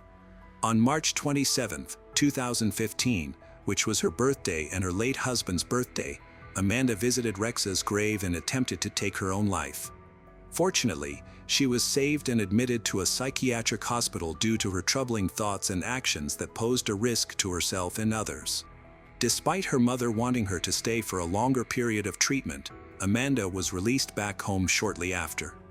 Once Amanda returned home, her mental state deteriorated further. As a result, Mariah and her husband decided that it was best for Amanda to move out. They also asked Sean Ball to leave, as he had developed strong feelings for Amanda. Feeling abandoned by her friends during this challenging time, Amanda began to entertain dark thoughts about killing. This disturbing mindset was influenced by her late husband, Rex Taylor, whom she wanted to honor and make proud. Amanda believed that fulfilling this twisted sense of duty required taking someone's life. Rex had a fascination with serial killers and had even formed close connections with some during his lifetime. Imagine stepping outside your house one morning to check your mailbox and discovering an envelope addressed to you from a famous serial criminal who was caught in 1980. Inside the envelope, you would feel relieved to find a birthday card for your young child and a handwritten note. Some might say that receiving such a message is worrying. Regardless, for most people, getting anything in the mail from a serial criminal would be unsettling, but not for the Taylor family. Rex's behavior and his readiness to communicate with known serial criminals, along with Amanda's fascination with crime, have been underscored by disturbing details found in her past social media posts. In multiple posts, Amanda praised mass murderers and their violent acts, specifically mentioning Timothy McVeigh, who orchestrated the largest terrorist attack in U.S. history, as well as Dylan Klebold and Eric Harris, the shooters responsible for the Columbine High School massacre. She expressed a desire to emulate these cruel criminals and chose to embark on a criminal path herself. On April 4, 2015, Amanda went to Charles's home in Montgomery County, Virginia, with Sean, who had picked her up in his car earlier that day. Together, the two purchased a bayonet-shaped knife. They also brought a tire iron that Sean had hidden in his pants, along with several guns, including 2 pistols and a rifle. These weapons had been stolen from Sean's parents' home. Amanda later admitted that they had gone to Charles's home with the intention of killing him. During the visit, the conversation turned to Rex Taylor, Amanda's late husband, who had committed to end one's own life in August 2014. Amanda blamed Charles for Rex's end one's own life, believing that he was responsible for Rex's banned substance abuse, which had become particularly problematic in the 2 years prior to his death. While Charles was sitting on the sofa, Amanda began stabbing him repeatedly while standing over him. Charles reached for the knife. As he did so, Sean swung the tire iron and struck him 5 or 6 times, while Amanda continued to stab him. Charles's autopsy later revealed that he had been stabbed 31 times and had suffered blunt force trauma to the head. Some of the stab wounds were so forceful that they completely penetrated his neck and arms. For Amanda, this was a personal act of revenge. She finally stopped when her anger began to fade, and the room was covered in blood. However, she went even further by taking a selfie next to his body and sharing it on her social media accounts. Later that day, Amanda's mother received a troubling phone call from an unknown number. To her shock, it was Amanda's voice on the line, crying as she expressed her deep love for her mother and how much she appreciated everything her mom had done for her. Amidst her tears, Amanda admitted that she had done something very serious. Sensing the urgency of the situation, her mother pleaded for her to come home. However, Amanda declined. The authorities were taken aback by her social media posts, which suggested she was surprisingly proud of her actions related to the incident. In hopes of addressing the situation quickly, the police issued an arrest warrant for her. However, by that time, Amanda and Sean had already fled. They weren't just fleeing, they were looking for their next victim. After Amanda committed her first crime, which she believed was flawless, she felt an uncontrollable urge to keep killing. At a gas station, they took out cash, filled the car with gas, and headed towards Tennessee. Sean urged Amanda to pause and hide for a while, but having experienced the thrill of violence, Amanda was set on committing another crime. They bought ammunition at a sporting goods store and then stayed overnight at a motel in Tennessee. The next day, they continued their journey to carry out Amanda's violent plan. While driving, Amanda spotted two young girls at a rest stop on Blue Ridge Parkway, whom she saw as potential victims. She informed Sean that she intended to bring the girls to the car so he could shoot them. They needed money, and he consented. Amanda went outside to lead the girls to the car, but when she brought them inside, Sean refused to shoot them. Enraged, Amanda got back in the car and drove away, unable to calm her anger. She stopped in the driveway and confronted Sean, who was now her target. Amanda pulled a revolver from the glove compartment, got out of the car, and approached the passenger side where Sean sat with his eyes closed in fear. Anger overwhelmed her, but then she noticed a jogger nearby. In a sudden move, she aimed the gun at him and fired. Luckily, she missed, and the gunshot startled Sean open his eyes. Realizing the threat he faced, he saw the revolver aimed at him. Amanda warned him that before she killed him, she wanted him to know she only used him for the gun and the car. Then, she pulled the trigger, shooting Sean in the face. Amanda took a picture of Sean's bloody face to share on social media and then drove away, leaving him bleeding from a gunshot wound on the side of the road. Now she was on the run by herself. The police were searching for her, yet Amanda continued to post updates online. In her next post, she confessed to taking Sean's life during a traffic stop in a field.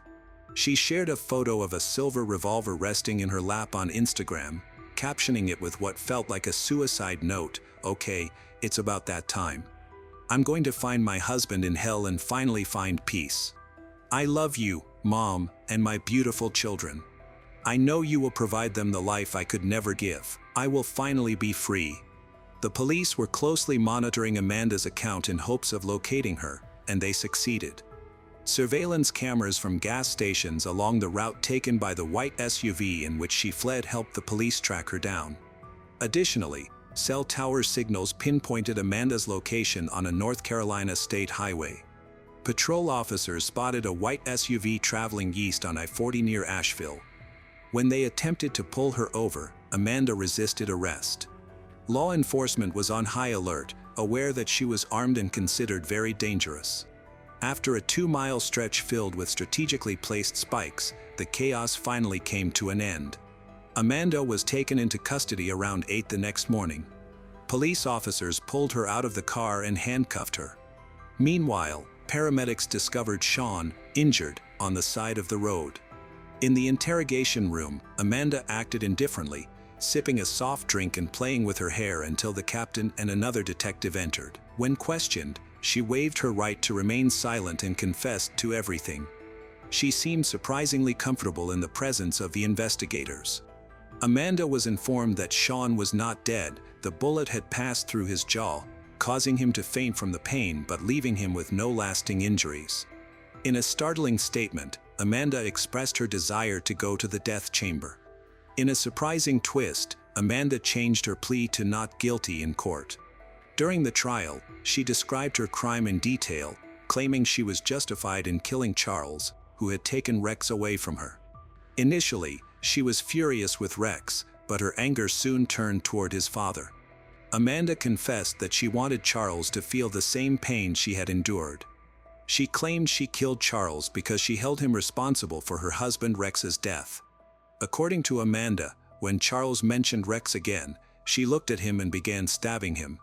She acknowledged that she felt a strange happiness during those moments of violence. Ultimately, Amanda unleashed all her pent-up hatred and anger. By not pleading guilty, she sought attention and an opportunity to discuss her case. The investigator found Amanda's explanation appalling, especially since she likened her feelings about the crime to a happy memory. On November 12, 2015, Amanda Taylor was convicted of first-degree murder for the brutal killing of Charles Taylor. She was sentenced to life in prison, with the judge describing her as the embodiment of evil. As part of a plea bargain, Sean Ball acknowledged that he did not deserve sympathy and expressed deep remorse for his actions. Yet, he carries a constant guilt, pondering what led to his situation. Sean Ball accepted a plea deal for second-degree murder, receiving a 60-year sentence with 19 years suspended, requiring him to serve 41 years. He expressed deep remorse for his role in the crime. Amanda recently appealed her conviction but was unsuccessful. She mentioned that she plans to take her appeal to the Supreme Court if needed. While Amanda is not a repeat offender, she gained a reputation as a killer selfie taker. During this time, she surprisingly gave a phone interview to a local reporter, where she compared the experience of being stabbed to riding a roller coaster.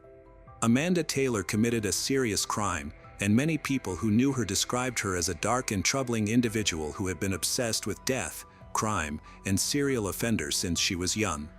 Her social media accounts were filled with disturbing images of death scenes. On October 30th, 2011, David Swift reported his wife, Karen, missing after returning home from a Halloween party the previous night.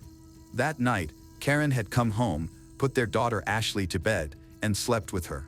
However, when David woke up the next morning, Karen was gone. Karen Swift was a 44-year-old mother of 4 from Dyersburg, Tennessee. She was cheerful and worked multiple jobs, including cleaning houses and teaching aerobics, to support her family. Friends described her as devoted and selfless, often prioritizing others' needs over her own. Despite her efforts to create a stable environment for her children, Karen's marriage to David was marked by conflict. David's controlling behavior became more evident. Friends observed that he was not supportive of Karen working outside the home, which increased tensions between them. David's actions became more erratic as he dealt with jealousy and insecurity about Karen's independence. Reports indicate that he started stalking her during outings and confronted her about her interactions with friends. This atmosphere of tension and control set the stage for the events that followed. Karen and David's relationship was marked by infidelity from both partners.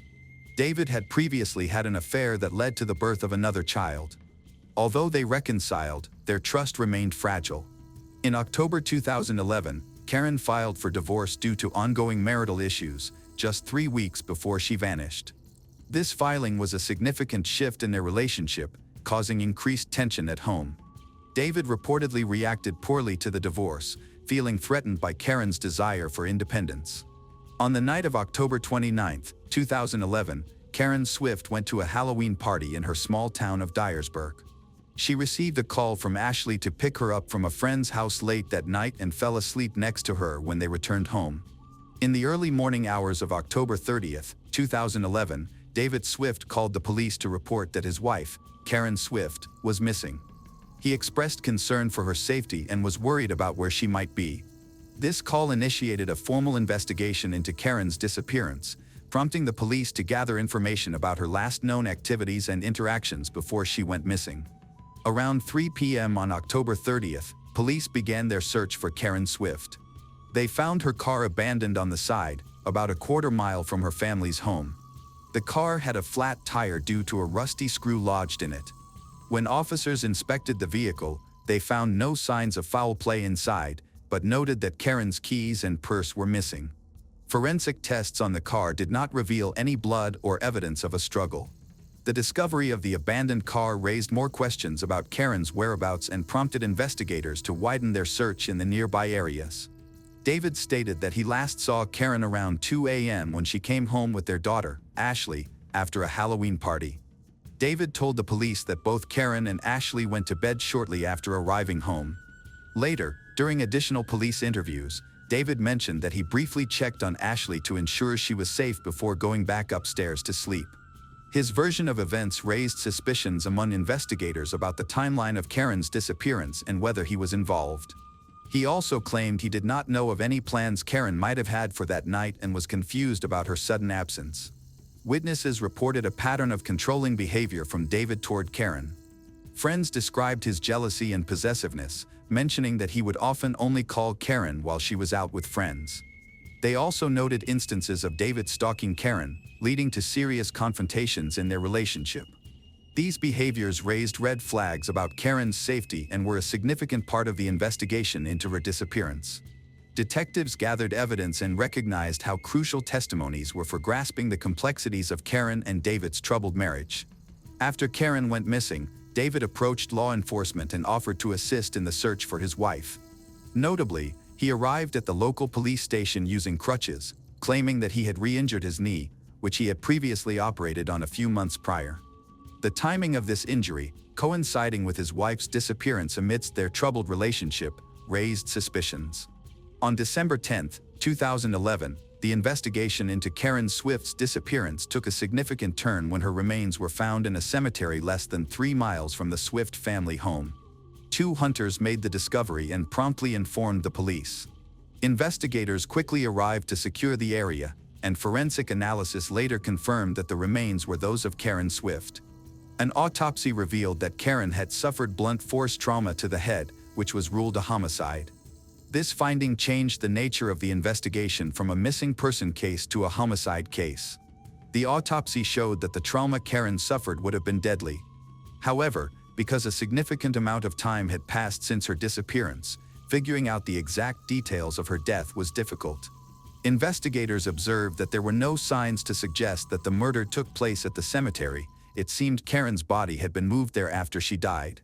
Finding her remains brought renewed attention to David Swift as a suspect, particularly because the nature of her injuries and the location of her body raised important questions about his potential involvement. Investigators started to examine David's actions and statements more carefully, looking for any evidence that could connect him to her death. They discovered that Karen had obtained a second cell phone to prevent David from tracking her, which indicated her wish for privacy amid their troubled relationship. During the investigation, David claimed he didn't know about this second phone. However, authorities found that the number was saved in his work phone. During interviews with investigators, David seemed more concerned about Karen's actions than about her well-being. The detective pointed out that David's fixating on his wife's supposed drinking and partying suggested he might be hiding something. However, despite these observations, investigators faced challenges in finding physical or eyewitness evidence that connected David to the homicide, which hindered the progress of the investigation. In the months after Karen disappeared, David moved to Alabama and got remarried. He stayed involved in raising their daughter, Ashley, but did not provide any new information about Karen's case. Ashley wanted to learn more about what happened to her mother but felt increasingly hopeless about finding any answers. Authorities looked into David's claims about changes in Karen's behavior, particularly regarding her new friendships. Investigators examined this narrative to see if it was relevant to her disappearance. From December 16 to 20, 2011, forensic examinations took place at both the Swift home and Karen's vehicle. Investigators found no evidence of foul play in the house but noticed some mess in Karen's bedroom. They also found 7 gallons of bleach, which David claimed were for cleaning after a neighbor's dog poisoning incident. As the investigation continued in January 2012, law enforcement made public appeals for information about Karen's disappearance and death, hoping to find witnesses who had seen her or knew where she was last seen. However, the lack of solid evidence against David slowed the progress of the case. Authorities pursued various leads and collected testimonies suggesting David's possible involvement in Karen's murder. The investigation remained open throughout 2011 and 2012 as they worked to achieve justice for Karen Swift. On August 8, 2022, David Swift was charged with first-degree premeditated murder in connection to his wife's death, representing a major breakthrough in a case that had been unresolved for over a decade. This arrest surprised many in the community and Karen's family, who had struggled for years with uncertainty surrounding her disappearance. Ashley Swift, Karen's daughter, voiced her confusion and distress regarding her father's arrest. After years without a clear suspect, she found it hard to cope with the sudden shift in the investigation. The arrest also deeply affected the Dyersburg community. For over 10 years, residents had closely followed the case, often discussing it in search of answers about Karen's fate. The investigation's stagnation left many feeling frustrated and hopeless. Danny Goodman, the prosecutor at the time, believed that earlier investigators in Karen's case were waiting for a key piece of evidence that could prove David's guilt. However, as the case developed, it became clear that such evidence did not exist. The investigation was interrupted by global issue, causing everything, including Karen's case, to come to a standstill. Instead of halting their work, the prosecutors seized this time to examine about 30 large bins of files related to Karen's murder. Goodman confirmed that they never discovered any crucial evidence against David, but they did find that the case resembled a puzzle with a clear motive. Goodman was revealed that throughout their relationship, David had managed to control nearly every aspect of Karen's life. However, he began to realize that he was losing that grip. The combination of losing control, Karen's social activities, and the impending divorce increased his frustration, ultimately leading him to plot her murder. The prosecution built a clear case regarding the murder of Karen Swift. Here's how they believe the events unfolded. On October 30th, Karen received a call from Ashley, picked her up, and they both returned home, eventually falling asleep together in bed. While they were asleep, David moved Ashley to another room and then carried out his plan. He dragged Karen to the garage, brutally stomped on her head to make her death look like the result of an abduction. Afterward, he placed Karen's body in the car, drove to the cemetery, where he disposed of her body and covered it up to create the illusion that she had been kidnapped. In the days that followed, David approached the authorities and offered to assist in finding his wife's killer. The prosecution noted that he visited the authorities using crutches to suggest he could not have dragged Karen's body. He explained that he was on crutches due to a knee injury he had sustained after surgery months earlier. The prosecutors dismissed the idea that Karen left on her own or was abducted, arguing that several unlikely assumptions would need to be true for this theory to make sense. For example, if Karen had left voluntarily, she would have needed to have plans to meet someone, but there was no evidence of this. Additionally, if she didn't leave on her own, it was puzzling why she would move Ashley to another room. Another important factor to consider is that toxicology reports showed Karen had taken Benadryl before going to sleep. Benadryl is a sleep aid, so if Karen intended to go out after dropping Ashley off, it's puzzling why she would take a sleeping pill beforehand. To strengthen their theory of an alleged crime, prosecutors presented a substantial amount of evidence, most of which was circumstantial and gathered over 10 years ago. During the trial, it was shown that Karen's secret phone had no activity after she got into bed with Ashley. However, a forensic analysis revealed that the phone had been used and that a voicemail was called at 9:55 a.m. on October 30th. By this time, several hours had elapsed, and investigators had not yet located either Karen or her phone. Additionally, it was discovered that the phone had been connected to the family's Wi-Fi, and the only adult at home when the call was made was David. To support their claim that David faked an injury, the prosecution cited a neighbor's testimony. The neighbor reported seeing David move hay bales weighing around 60 pounds without using crutches. The prosecution put forward a circumstantial case suggesting that David committed murder. However, the defense challenged these allegations. The claims against David were primarily based on the idea that he was a controlling husband. His lawyer, Daniel Taylor, offered a different point of view, arguing that David was not trying to dominate Karen's life but was genuinely worried about his partner. During the trial, it was revealed that Karen struggled with alcoholism and partying. One neighbor reported finding her passed out and naked on their sofa during a party, which led to David being called to pick her up. Testimony suggested that Karen was involved in a buy and sell escort services ring and was interested in dating other men. The defense attorney argued that there was insufficient evidence to support the state's claims about the murder. He pointed out the inconsistency of a murder by stomping if there was no blood found in the garage or the car. He also challenged the prosecution's assertion that David staged an attempted abduction, noting there was no evidence to suggest he left the house that night. Taylor emphasized another critical point: the medical examiner, who originally determined the cause of Karen's death, no longer believed that she had been stomped on the head. The defense maintained that David, who was injured and on crutches, could not have stomped on Karen's head even if it had occurred, as his injured leg could not support his weight while attempting to stomp with the other leg. This argument was further supported by David's physical therapist, who testified that David had significant difficulty walking and lifting. The prosecution had presented a photo of bleach located near the pool, but Taylor argued that this evidence was not strong enough. The defense lawyer dismissed the idea that blood could have been cleaned up with bleach. Ashley contested the prosecution's claims, asserting that it was her mother who moved her to another room. Although her memory of the event was challenged, she insisted she recognized her mother's touch and firmly believed it was Karen who did it. Furthermore, Ashley argued that her father's injury was sufficient to counter the prosecution's assertion that he had attacked Karen. She pointed out that Karen was athletic, and at the time of the murder, her father was physically unable to overpower her. To highlight David's innocence, Taylor pointed out that the phone mentioned by the prosecution was based on unreliable evidence. He emphasized that David's condition made it impossible for him to have committed the murder, especially given the tenuous link between the phone and the crime. It is possible that Karen left her secret phone at her house after taking a sleeping aid, which could explain its presence. Furthermore, the defense argued that David was worried about his partner. So, he has called her to check her voicemail and locate her. The weakest part of the case against David Swift was the lack of physical evidence. Investigators found no incriminating evidence at the house, in the vehicle, or on David himself. There was also no murder weapon, leading prosecutors to suggest that David had used his foot despite his visible physical limitations. Throughout the trial, David's defense maintained, despite the state's objections, that the charges were influenced by political motives. They argued that the sheriff and district attorney, both up for re-election, felt pressured to pursue the case without any direct evidence linking David to the crime.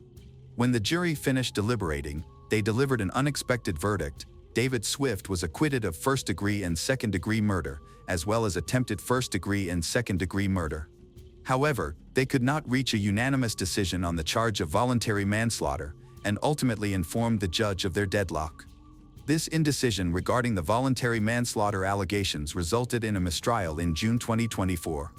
Since then, there have been new developments in David Swift's case. His ex-wife, Kelly Essman, has accused him of stalking her. In an interview, Kelly shared that she met David on a dating site 3 years after Karen's death, and they married in 2016. In October 2024, the Tennessee Court of Appeals rejected a request from David's legal team to dismiss the voluntary manslaughter charge related to Karen's case, which he has pleaded not guilty to. This charge will be addressed in a new trial.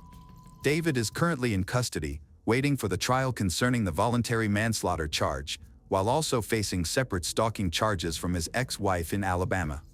The complexities of both cases are being reviewed as everyone involved seeks justice.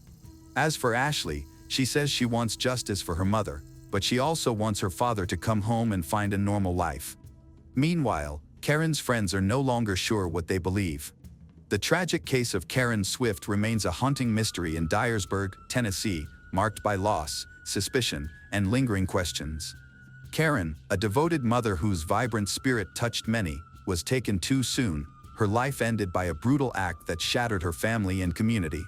The investigation, spanning over a decade, pointed to her husband, David Swift, whose controlling behavior and questionable actions fueled suspicion, yet the absence of definitive evidence left justice elusive. The 2024 trial, ending in acquittals on murder charges and a mistrial on voluntary manslaughter, underscored the case's complexity, leaving Karen's daughter Ashley torn between seeking truth and longing for her father's return. Now, David faces a new trial and separate allegations. Karen's memory endures through those who loved her, a poignant reminder of the fragility of trust and the enduring quest for answers in the face of tragedy. On June 9, 2008, in Mesa, Arizona, concerns grew among Travis Alexander's friends when they realized they had not heard from him in 5 days. This was unusual for the outgoing young man who typically stayed connected. After several ignored calls and messages since June 4, concerned friends decided to visit him. When they arrived at his home, everything outside looked normal. They rang the doorbell several times but got no answer. Before leaving, one of the friends recalled that a mutual acquaintance knew the garage door code. After explaining the situation, that friend agreed to come over and assist. As soon as they entered the garage, a strong, unpleasant smell overwhelmed them. Initially, they thought it might be from Alexander's dog. However, as they climbed the stairs, the smell grew worse, indicating something was seriously wrong. They knocked on Alexander's bedroom door, but got no response. Inside, they discovered a large pool of blood soaking into the carpet, leading to the bathroom. In the shower, they found Alexander's body. He had 29 stab wounds, a deep cut across his throat that severed major blood vessels, and a gunshot wound above his left eyebrow. His fingers and toes had darkened, indicating he had been dead for several days. They immediately called 911. The dispatcher asked Alexander if he was suicidal or if someone was angry enough to hurt him. Alexander's friends mentioned Jodi Arias by name as a possible suspect, saying Alexander had told them she had stalked him, accessed his Facebook account, and slashed his tires. When the authorities arrived, there were no signs of forced entry, and the house appeared undisturbed, suggesting that the killer was someone Travis knew and trusted. Blood spatter covered the hallway and bathroom walls. A bloody left hand palm print was found on the wall. The bathroom sink was stained. Long strands of dark hair, likely from a woman, were discovered in the shower and on the floor. Police also found a digital camera inside the washing machine, which was soaked and seemingly damaged. Forensic technicians were able to recover several images from its memory card. The photos taken on June 4th showed Travis and Jodi Arias, his ex-girlfriend, in intimate poses, with the final image, time-stamped at 5:29 p.m., capturing Travis alive in the shower, followed by accidental shots believed to have been taken moments after the attack began.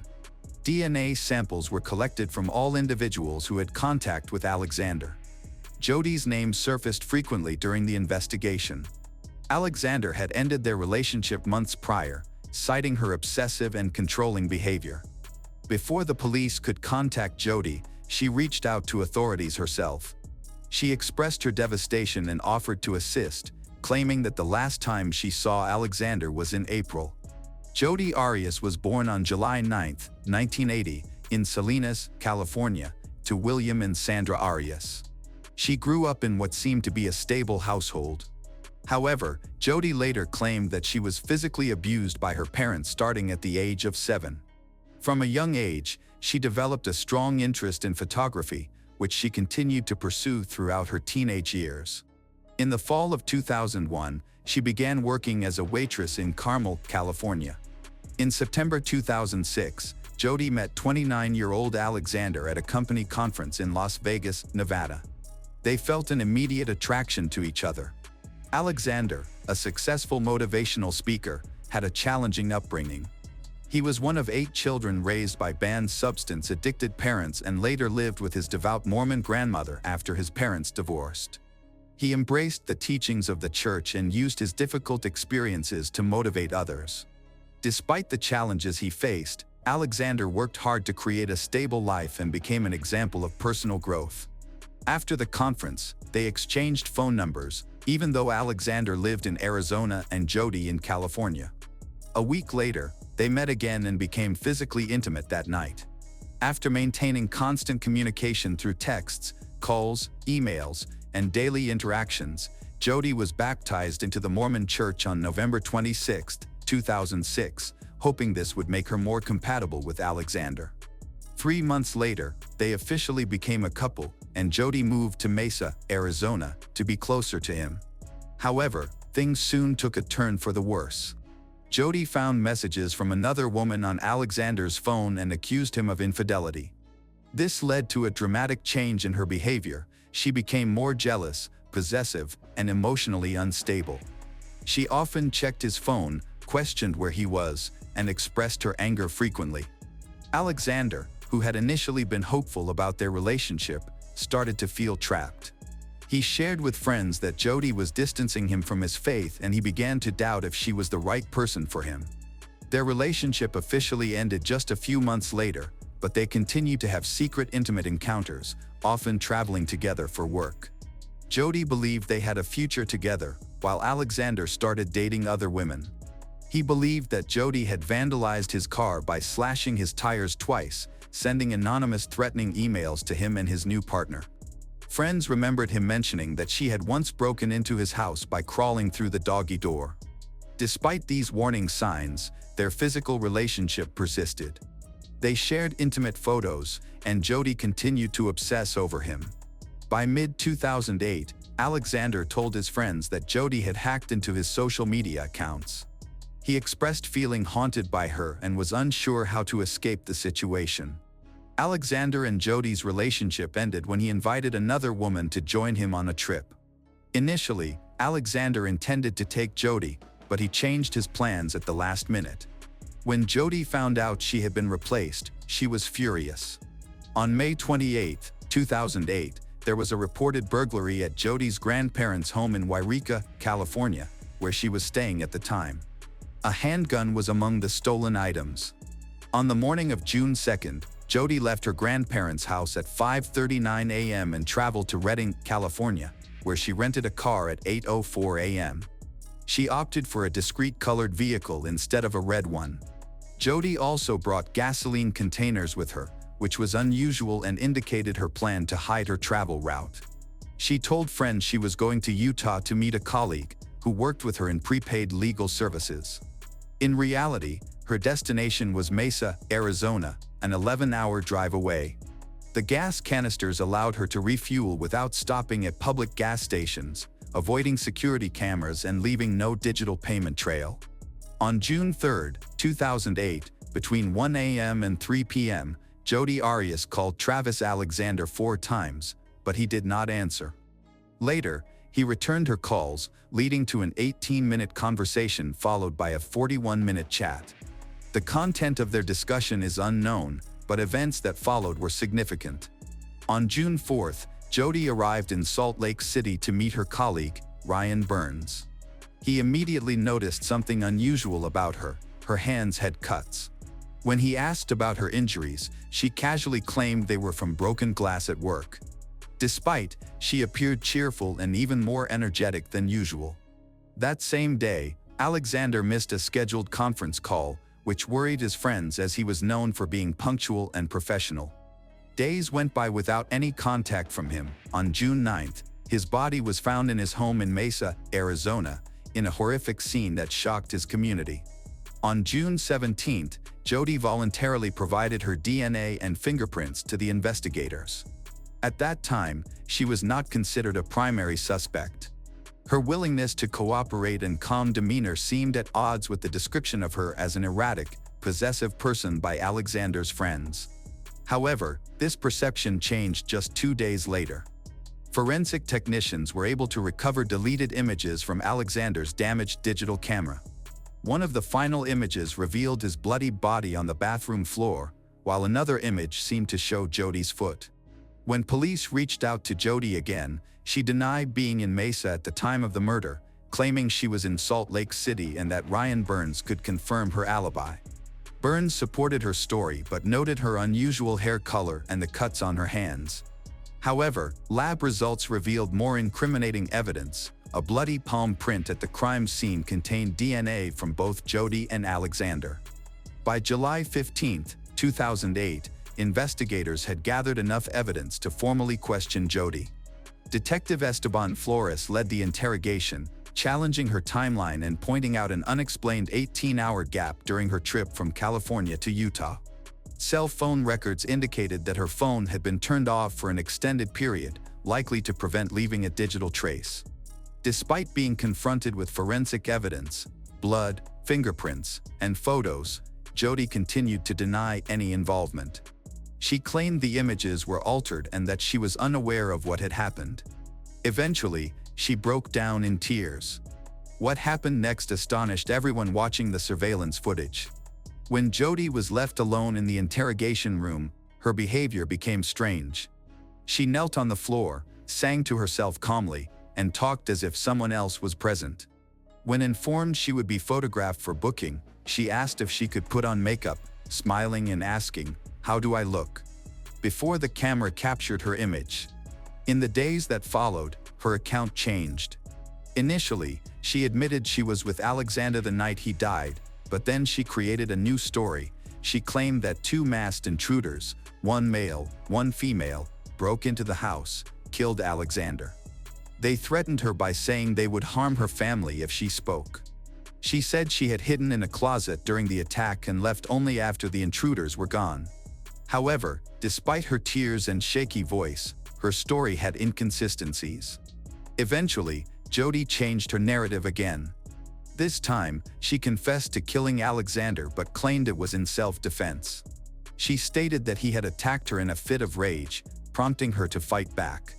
She couldn't remember the details, only that she later found herself driving with blood on her hands and no clear recollection of what had happened. After killing Travis Alexander, Jodi Arias fled into the desert. During her escape, she stopped her car, changed her clothes, and threw the blood-stained clothes into a dumpster. She then continued driving toward her destination. Soon after, she appeared in front of the media, confidently claiming her innocence. Jodi told reporters that the evidence would prove her guiltlessness and insisted that no jury could ever convict her. Despite her efforts to create an alibi, carefully plan her route, and eliminate any evidence of her actions, the reality of the situation was much worse than she expected. As investigators pieced together the events of June 4th, a disturbing sequence of actions unfolded. That afternoon, Jody and Alexander were intimate, as they had been many times before, and took several pictures together. Afterward, Alexander went into the shower. While he was showering, Jody retrieved a knife she had hidden in her clothing. Under the guise of continuing their photo session, she entered the bathroom. The last photo captured Travis sitting in the shower just moments before she attacked him. Jody struck him with brutal force. He put up a struggle, as evidenced by defensive wounds on his hands. Bloodied and disoriented, he stumbled out of the shower towards the sink, coughing up blood and staining the counter. Despite his attempts to call for help, he couldn't get the words out. As he tried to escape down the hallway, Jody followed him and repeatedly stabbed him in the back.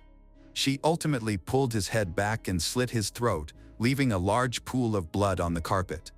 In her attempt to drag his body back to the bathroom, Jody pressed her bloody hand against the wall for support, leaving a crucial palm print that contained both her DNA and Alexander's.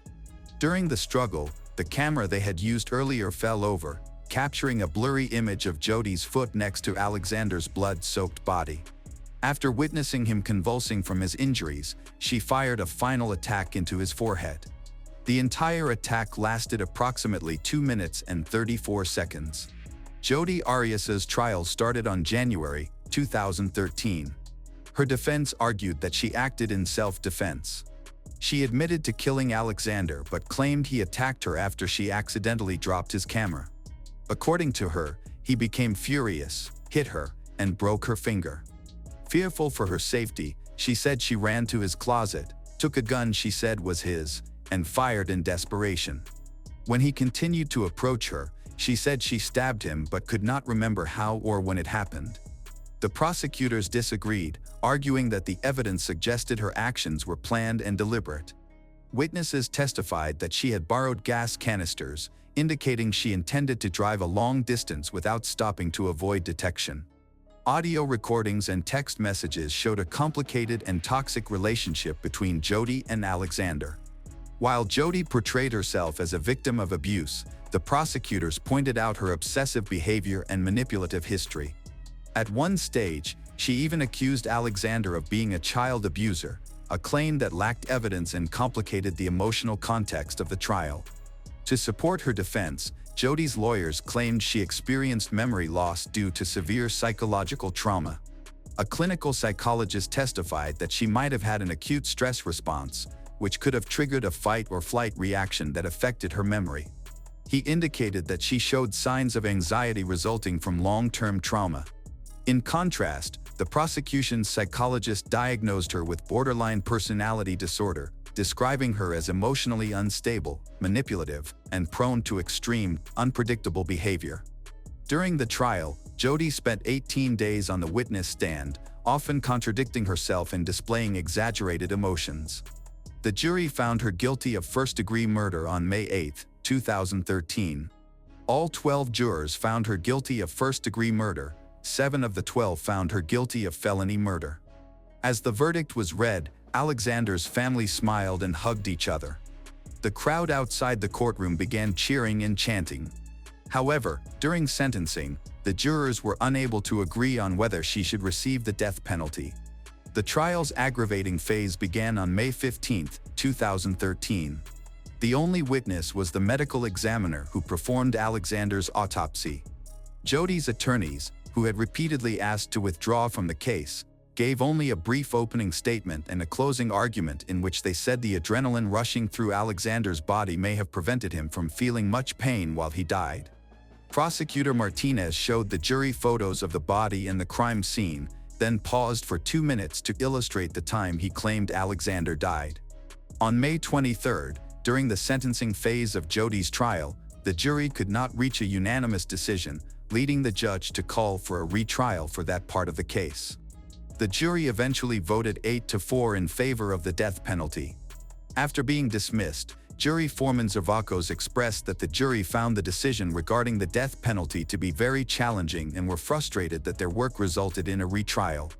On October 21, 2014, Jody Arias's retrial started with opening statements and an evidentiary hearing. During the first trial, the prosecution's witness, Amanda Webb, had been called to counter Jody's claim that she returned a tank of gas to Walmart on May 8, 2007. However, she admitted she was unsure if all the store's records had been transferred after its relocation. The trial resumed in January 2015. Experts from the Mesa Police revealed that Alexander's laptop contained viruses and adult content, which contradicted testimonies from the first trial in 2013. Jury deliberations began on February 12, 2015. On March 2, 2015, the jury informed Judge Stevens that they were unable to reach a unanimous decision. Jody's attorneys requested a retrial. Judge Stevens denied this request, provided the jury with additional instructions, and instructed them to continue their discussions.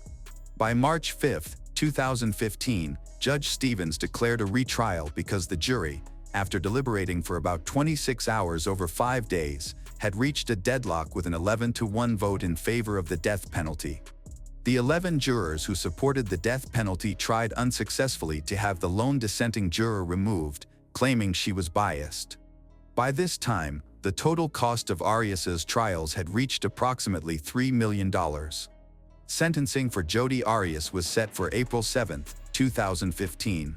Judge Stevens had two options: life in prison without the possibility of parole, or life with the possibility of parole after 25 years. On April 13, Stevens chose to sentence Arias to life in prison without the possibility of parole. In June 2015, after a restitution hearing, Jody was ordered to pay over $32,000 to the siblings of Alexander. Her attorneys argued that this amount was about 1/3 of what had been requested. On July 6, 2018, Jody's current attorneys, Margaret M. Green, also known as Peg Green, and Corey Engel, filed a 324-page appeal to the Court of Appeals, seeking to overturn her murder conviction. On October 17, 2019, her attorneys argued that the conviction should be overturned because the prosecutor, Martinez, had acted improperly during the trial, contributing to a media frenzy that affected the trial's outcome. However, on March 24, 2020, the court ruled that despite the prosecutor's egregious misconduct, Jody Arias had been convicted based on overwhelming evidence of her guilt, and they upheld the conviction. Finally, on November 4, 2020, the Arizona Supreme Court decided not to review the case. As of 2023, Jody is incarcerated at the Arizona Department of Corrections, located at the Arizona State Prison Complex Perryville. She began her sentence at the complex's maximum security Lumley unit. Bree Kristen Kuhn was born in May 1987 in the United States and grew up with her parents and her older brother, Eric. The family lived in Pennsylvania until her parents divorced. Following the divorce, Bree and Eric moved to Texas with their mother, whose name has not been disclosed. When Eric entered 9th grade, Bree left Texas to live with their father in New York. At that time, their father was in a new relationship with a woman named Karen. Though Bree and her brother Eric lived apart, they remained close, staying in touch on important occasions. However, their relationship with their mother became strained over time. According to Eric, their mother was physically abusive, and Bree would often defend him. She took on the role of a protector, enduring the abuse herself to keep her brother safe. These traumatic experiences profoundly affected Bree, leading her to struggle with depression and anxiety throughout her adolescence.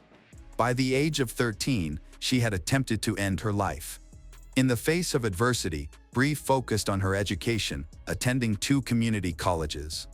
While still young, she enlisted in the U.S. Navy, where she served for 17 years at various naval stations across the country. In 2009, she welcomed her first child, a daughter named Kay, with her then-partner, James. Although their relationship ended, Bree retained custody of Kay, while James was granted weekend visitation rights.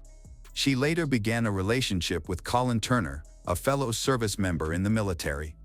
Colin James Turner, born on December 28, 1987, was raised in a close-knit, religious family alongside his parents, Tirva Donald Turner, and his sisters, Nicole and Rebecca. Known for his warmth and strong family values, Colin served in the Marine Corps with a specialization in explosive ordnance disposal. He married Casey Gatzman in 2009, and they had a son that same year. After the separation, custody of the children went to Casey, but Colin remained actively involved in his son's care and life. On May 29, 2016, Colin married Bree, and together they started a family with Bree's daughter, Kay. Colin embraced the role of Kay's father, treating her as his own, which deeply endeared her to his family. In April 2017, Bree and Colin welcomed their son, John Patrick, followed by their daughter, Lonnie, in August 2018. After 14 years of service, Colin retired from the Marines and began studying electrical engineering at Arizona State University. He also managed to balance his studies with his responsibilities as a parent, such as helping Kay with distance learning. By this time, the family had settled in Gulf Breeze, Florida, a community recognized for its safety and family-friendly environment. Despite outward appearances of stability, underlying issues were present in Bree and Colin's relationship. She confided to her brother, Eric, that her relationship with Colin was strained. When Eric visited to help mediate, Colin reportedly joked, both privately and in front of Bree, that they got along because they were both narcissistic psychopaths. Eric also noticed Bree felt burdened as the family's sole financial provider, while Colin focused on his studies and childcare. Although Eric encouraged Bree to leave the relationship, she hesitated. Her concerns include that Colin could use her mental health history and his family's finances to gain a legal advantage in a custody battle. In April 2021, she attempted to end her life by overdosing on pills and alcohol while speaking on the phone with Eric. Panicked, Eric contacted Colin, who was at home with Bree but reportedly did not help her. He ultimately called emergency services, and she was hospitalized in a psychiatric facility for 10 days. A month later, she returned to the facility for another week. During her recovery, Bree attributed much of her emotional distress to job-related stress and accused Colin of interfering with her work, which she said exacerbated her difficulties. However, she never publicly accused him of psychological, physical, or emotional abuse. After her hospitalization, she joined an intensive outpatient program and resumed her career at the Naval Air Station in Pensacola. In her role as an assistant to the command chief, Bree was able to continue her treatment while serving under limited-duty sailor status. In the months leading up to the tragedy, Bree began seeking legal assistance. On Wednesday, September 8, 2021, she reached out to a group of mothers on a messaging app, asking for recommendations for a lawyer. She mentioned that the situation could escalate, as it involved disputes over children and property. At 12:53 p.m. that same day, Bree called 911 to report a domestic dispute with her husband, Colin, and requested police assistance at their home. Within minutes, 2 officers arrived at the scene. Colin, her husband, was calmly sitting in a beach chair at the end of the driveway. He informed the officers that Bree had a shotgun, a pistol in the bedroom, and admitted that he also had a firearm in his truck. Colin emphasized that Bree was the one who had called the police. When the officers asked about her whereabouts, he led one of them to the home's entrance and pointed toward the kitchen. As the officer entered, Bree's young son approached, curiously asking about the officer's equipment. Shortly afterward, Bree appeared, looking visibly frustrated. The police officer explained that they could not intervene immediately unless there were obvious injuries or specific evidence of violence. Bree responded bitterly, sarcastically stating that she would make things clearer next time. The officer attempted to de-escalate the situation, explaining that without a court order or restraining order, they could not prevent Colin from seeing or taking the children, especially since 2 of them were biologically his. When asked if she wanted to file a formal complaint, she declined, saying she just wanted to leave the house with her children. The officer informed her that he would speak to Colin while she gathered her belongings. While the officers were speaking with Colin, Bree began transferring items from Colin's truck to hers. Noticing this, Colin firmly stated that he would not allow her to take the children. He argued that he was their primary caregiver and claimed that he intended to take them to his parents' home in Georgia for a few days to let tensions cool down. He also denied having any intention of keeping the children away from Bree.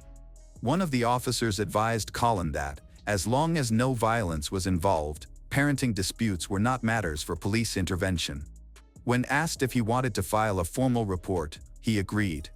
The officers retrieved paperwork from their patrol vehicle and provided forms to both parties. When Bree saw her form, she asked what she should do if her husband hit her after they left. The officer advised her to use her phone's camera to document any evidence. The officers then departed. A few hours later, around 5 p.m., there was another 911 call from their home, this time from Colin. When the police arrived again, they found Colin outside, holding the youngest child. He told the officers that Bree was refusing to let him back into the house. She then went outside and tried to take the child from his arms. The officers intervened and asked Bree to go back inside to allow for a calm discussion. After confirming that Colin lived in and co-owned the house, an officer informed him that he had the legal right to enter the property, though they discouraged him from using force. The officer emphasized that Colin's access to the home was a lawful right. Concerned about another confrontation, he requested that the officer accompany him inside. Colin explained that Bree had attempted to take the child into the house, but the child had started screaming, refusing to go in without him. When the officer asked if any physical conflict had occurred, Colin said no but mentioned that the situation was part of a long-standing dispute that had lasted for years. Bree, on the other hand, told the officers that they were discussing divorce and claimed Colin intended to take the children to Georgia.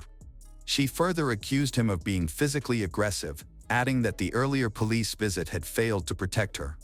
She also alleged that Colin had contacted her superiors at work and possibly made claims of emotional abuse.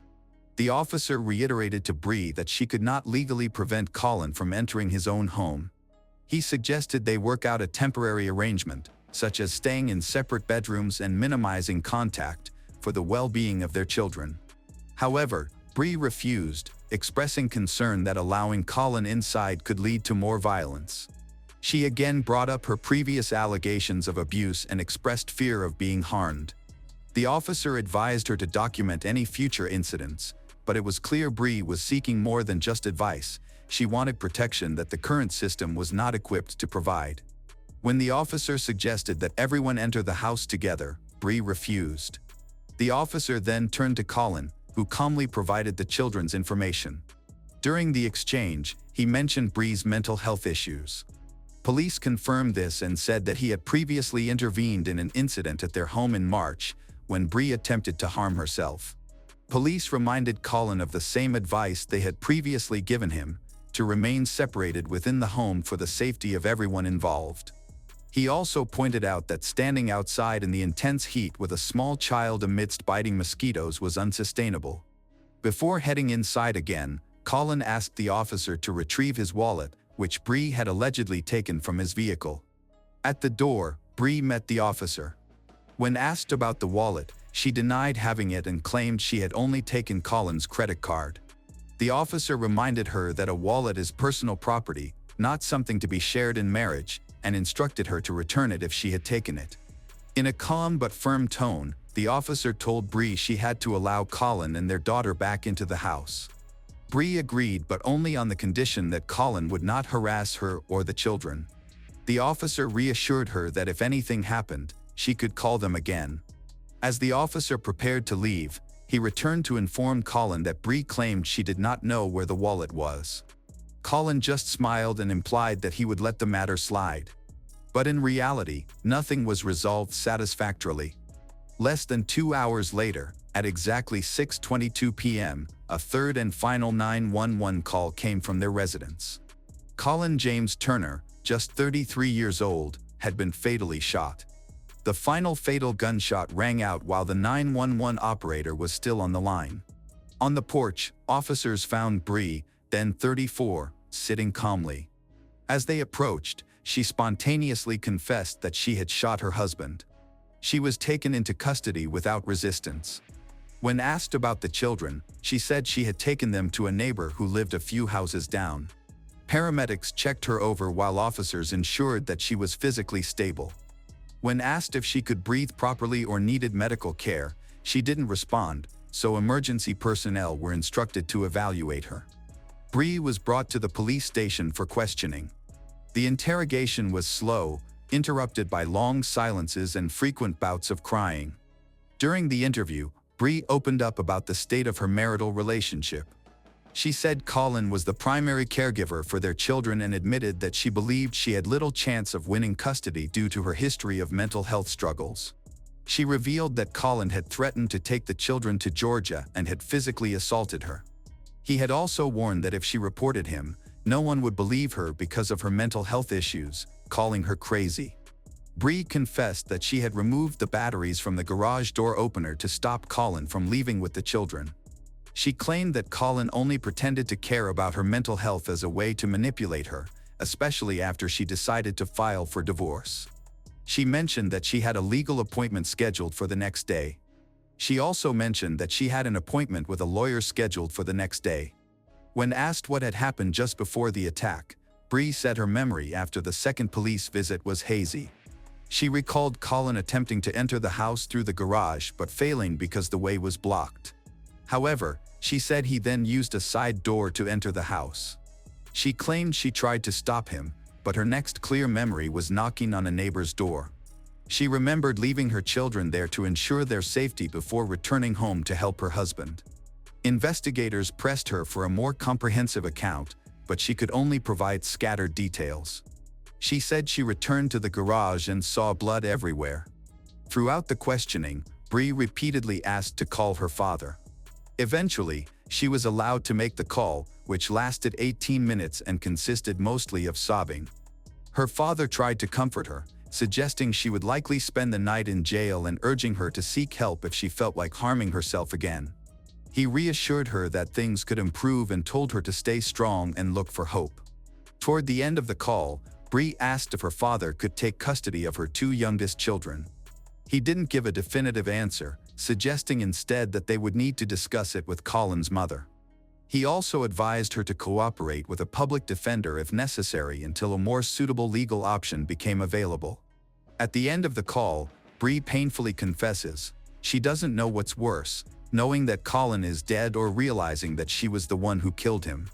A month later, in early October 2021, Bree was indicted by a Santa Rosa County grand jury for first-degree premeditated murder in connection to the death of her husband, Colin. Prosecutors had not yet decided whether to seek life imprisonment or the death penalty.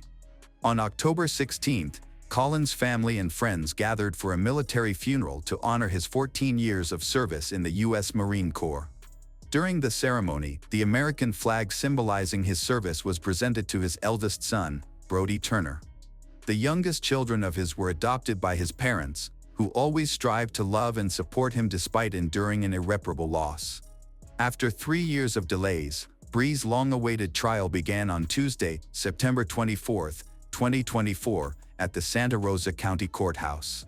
Now 37 years old, Bree faced accusations of committing a premeditated and calculated act of murder. The prosecution carefully outlined the events of September 8, 2021, arguing that Bree intentionally killed her husband following a day of escalating conflict. Meanwhile, the defense presented a drastically different narrative, asserting that Bree was a victim of battered woman syndrome. They argued that she had endured years of psychological and emotional abuse from Colin, who had become increasingly unstable after suffering a traumatic brain injury during his military service. The defense maintained that he posed a significant threat to her and their children. Over 4 days, the court heard testimony from various witnesses. The jury and those in the courtroom reviewed full body cam footage from responding officers, which captured their interactions on the day of the incident. The recordings revealed Bree's sarcasm, Colin's calm demeanor, and the chilling 911 call during which gunshots were recorded in real time. Every officer involved testified, including one officer who described the crime scene in detail, recounting the site of the garage, blood, Colin's body slumped in a chair, and a holstered weapon nearby. A crime scene analyst presented a series of photographs to help jurors visualize where Colin's body was found. Evidence collected included shell casings, bullet fragments, and Colin's phone, which was still connected to the 911 operator, lying beneath him. Prescriptions for Bree's attention deficit hyperactivity disorder and mental health treatment were submitted as evidence, along with testimony from her supervisor, Craig Forum, from the Pensacola Naval Station. Craig explained that Bree had been placed on limited duty due to mental health issues.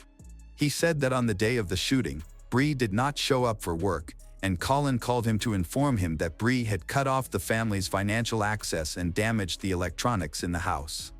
Colin also told Craig that she had missed therapy sessions and that he was considering moving the children to Georgia.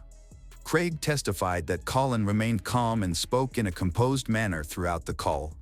He also provided Colin with contact information for a family counselor. Soon after, he spoke to Bree, who accused her husband of lying and being unreasonable in taking the children away. On the trial's second day, forensic pathologist Dr. Diana Oleski was called to testify for the prosecution. Although she did not personally perform Colin's autopsy, she reviewed the results and formed her conclusion. The autopsy revealed that Colin had been shot 4 times, all from behind. The bullets entered between his shoulders and chest. One particularly devastating shot passed through his left shoulder, exited the side of his neck, and lodged in his right wrist.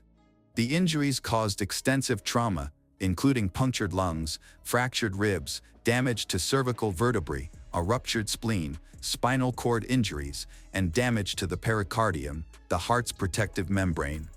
Diana concluded that Colin would have survived for only a few minutes following the pericardial injury. When the defense attorney asked if there was any evidence to indicate that Colin's arm was broken, since he had claimed during the 911 call that Bree had tried to break his arm, Diana responded that there were no signs of injuries consistent with that statement. Eric, Bree's brother, was the next to testify. He recounted a phone conversation with Bree months earlier, on the day she attempted to end her life. During that call, she told him she had taken pills mixed with alcohol. Eric stated that when he informed Colin of this, Colin showed no concern and took no action to help, prompting Eric to step in and call for assistance. Eric also mentioned that Bree had always feared losing her children, believing Colin's family's wealth and legal resources would work against her. On the day of the attack, Eric said Bree was especially anxious because she had an upcoming surgery and feared that Colin would use that time to take the children. He recalled speaking to Bree several times that day, noting her mood alternated between calm and distressed. During their final 45-minute call, Eric said he overheard Bree arguing with Colin, followed by shouting and the sound of objects being thrown. He claimed that Bree had then picked up a weapon. When asked how Eric knew this, he hesitated, saying he believed Bree had told him. Eric begged her to leave with the children, but she didn't listen. The call ended with Bree saying that she was not going to take the kids, followed by the sound of gunshots, crying children, and Bree repeatedly saying that she had killed him and that she needed to call the police. However, Eric's testimony was inconsistent under cross-examination. His account differed from his initial statements to detectives in Pennsylvania. He attributed these contradictions to the claim that his first interview had not been recorded, a claim the detective denied. With that, the prosecution rested its case. The defense initially planned to present Bree's defense through testimony from a mental health expert and Bree herself to explain battered woman syndrome. However, they unexpectedly changed strategy, opting not to present these testimonies and offering no public explanation for their decision. Instead, the defense called James, Bree's ex-husband and the father of her eldest daughter, Kay. James testified about the incident on the day of the shooting. He stated that he exchanged text messages with Colin and later received a phone call from Bree. During the call, Bree had told him that he needed to come get Kay and that she had just shot Colin. When he had asked why, she had responded that she didn't know. James immediately went to pick up his daughter. James also testified in court that he had always thought highly of Colin as a stepfather and that Kay had spoken positively about him. On the third day of the trial, proceedings were interrupted by a hurricane warning, delaying closing arguments until Friday, September 27th. During the prosecution's closing argument, they emphasized that Bree showed no visible injuries on the day of the shooting. They argued that Bree deliberately provoked Colin, secretly filmed the confrontation on her phone, and kept her brother on the line during the incident. They contended that her motive was not self-defense but a desire to assert control. The prosecution concluded that, being unable to provoke aggression from Colin, Bree attacked him 4 times in the back without realizing he was on a 911 call. The defense argued that Colin had been walking around the house with a firearm and suggested he hid the weapon in his truck before police arrived. They referenced Colin's 911 call, where he claimed Bree tried to break his arm, a claim contradicted by the autopsy. One of the defense attorneys mocked Colin's actions during the call, asserting that, as a Marine, he should have handled the situation differently, further implying that his response would have been ridiculed by others in his military unit. The defense ultimately claimed that Bree resorted to attacking Colin because law enforcement had repeatedly failed to protect her despite her pleas for help. The jury deliberated for just 4 hours before returning a guilty verdict. During the sentencing hearing, the judge allowed Colin's parents to speak about the impact of the incident. Colin's mother expressed gratitude for having custody of her grandchildren and stated her intent to adopt them. She condemned Bree not only for taking her son's life but also for attempting to tarnish his reputation. Colin's father spoke of his sadness and disappointment in Bree's actions, sharing that the children were doing well in school and surrounded by love. The judge then sentenced Bree Kristen Kuhn to life in prison. Although the verdict has been announced, the case is not over yet. On October 3, 2024, Bree's legal team filed an appeal with the Florida Court of Appeals, challenging her conviction and requesting a new trial. Meanwhile, Bree was discharged from the U.S. Navy with a general discharge under honorable conditions after 17 years of service, thus avoiding further military disciplinary action. Lindsay Shiver was born on October 8, 1986, in Alabama to Andrew Shirley and Cecilia. She has 2 brothers named Brandon and Craig.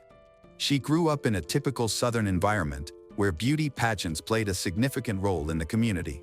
She participated in various pageants across the state, and at 19, she won the title of Miss Houston County in Alabama and was a runner-up at the National Peanut Festival. With a crown adorned with a shiny peanut, glossy blonde hair, and bright eyes, Lindsay earned several pageant accolades. In 2006, Lindsay began her studies at Auburn University, a well-regarded institution in Alabama, pursuing a degree in elementary education with the goal of becoming a teacher. Her time at Auburn was promising. She was well-liked and had a wide circle of friends. As a cheerleader, she passionately supported the Tigers, her college football team. She enjoyed attending gym classes, where she eventually met Robert Shiver, a player for the Auburn Tigers football team. Their relationship quickly flourished, and soon they were inseparable. Robert Shiver, an aspiring athlete, gained recognition at Auburn University. Starting as a walk-on, he earned a 3-year scholarship and ultimately became the team captain, achieving significant milestones as his senior year approached. After graduating, he signed with the Atlanta Falcons as a free agent in 2010, driven by ambition and financial opportunities. That same year, Robert and Lindsay got engaged and married in 2011. To outsiders, they seemed to lead a perfect life, raising 3 beautiful sons named Grayson, Landon, and Rhett. However, reality is not as perfect as it seems. Robert's pursuit of a professional football career hit a setback when his contract with the Falcons was terminated. Rather than feeling like a failure, he found success in his business career. He now serves as the vice president of Senior Life, an insurance company, which provides him with a stable income. This change allowed Lindsay to stay home and care for their children. They enjoyed a lavish lifestyle, frequenting country clubs, dining in upscale restaurants, and traveling extensively, with the Bahamas as one of their favorite destinations. Robert's wealthy parents owned a home in Baker's Bay, Bahamas, an exclusive tropical island favored by celebrities. The area is known for its luxurious properties, serene beaches, and elite community. Robert and Lindsay often visited this paradise with their 3 sons, traveling on their private jet. These luxurious getaways are made easy by having access to a private residence in the Bahamas and shared ownership of a private jet, which allows them to travel to the island whenever they wish. With considerable financial resources, the Shivers lived a life filled with luxury and privilege. Their home in Baker's Bay was close to the residences of celebrities like Michael Jackson and Tom Brady, surrounded by an elite community known for its high-profile residents and stunning landscapes. Baker's Bay offered a retreat for those seeking privacy and exclusivity.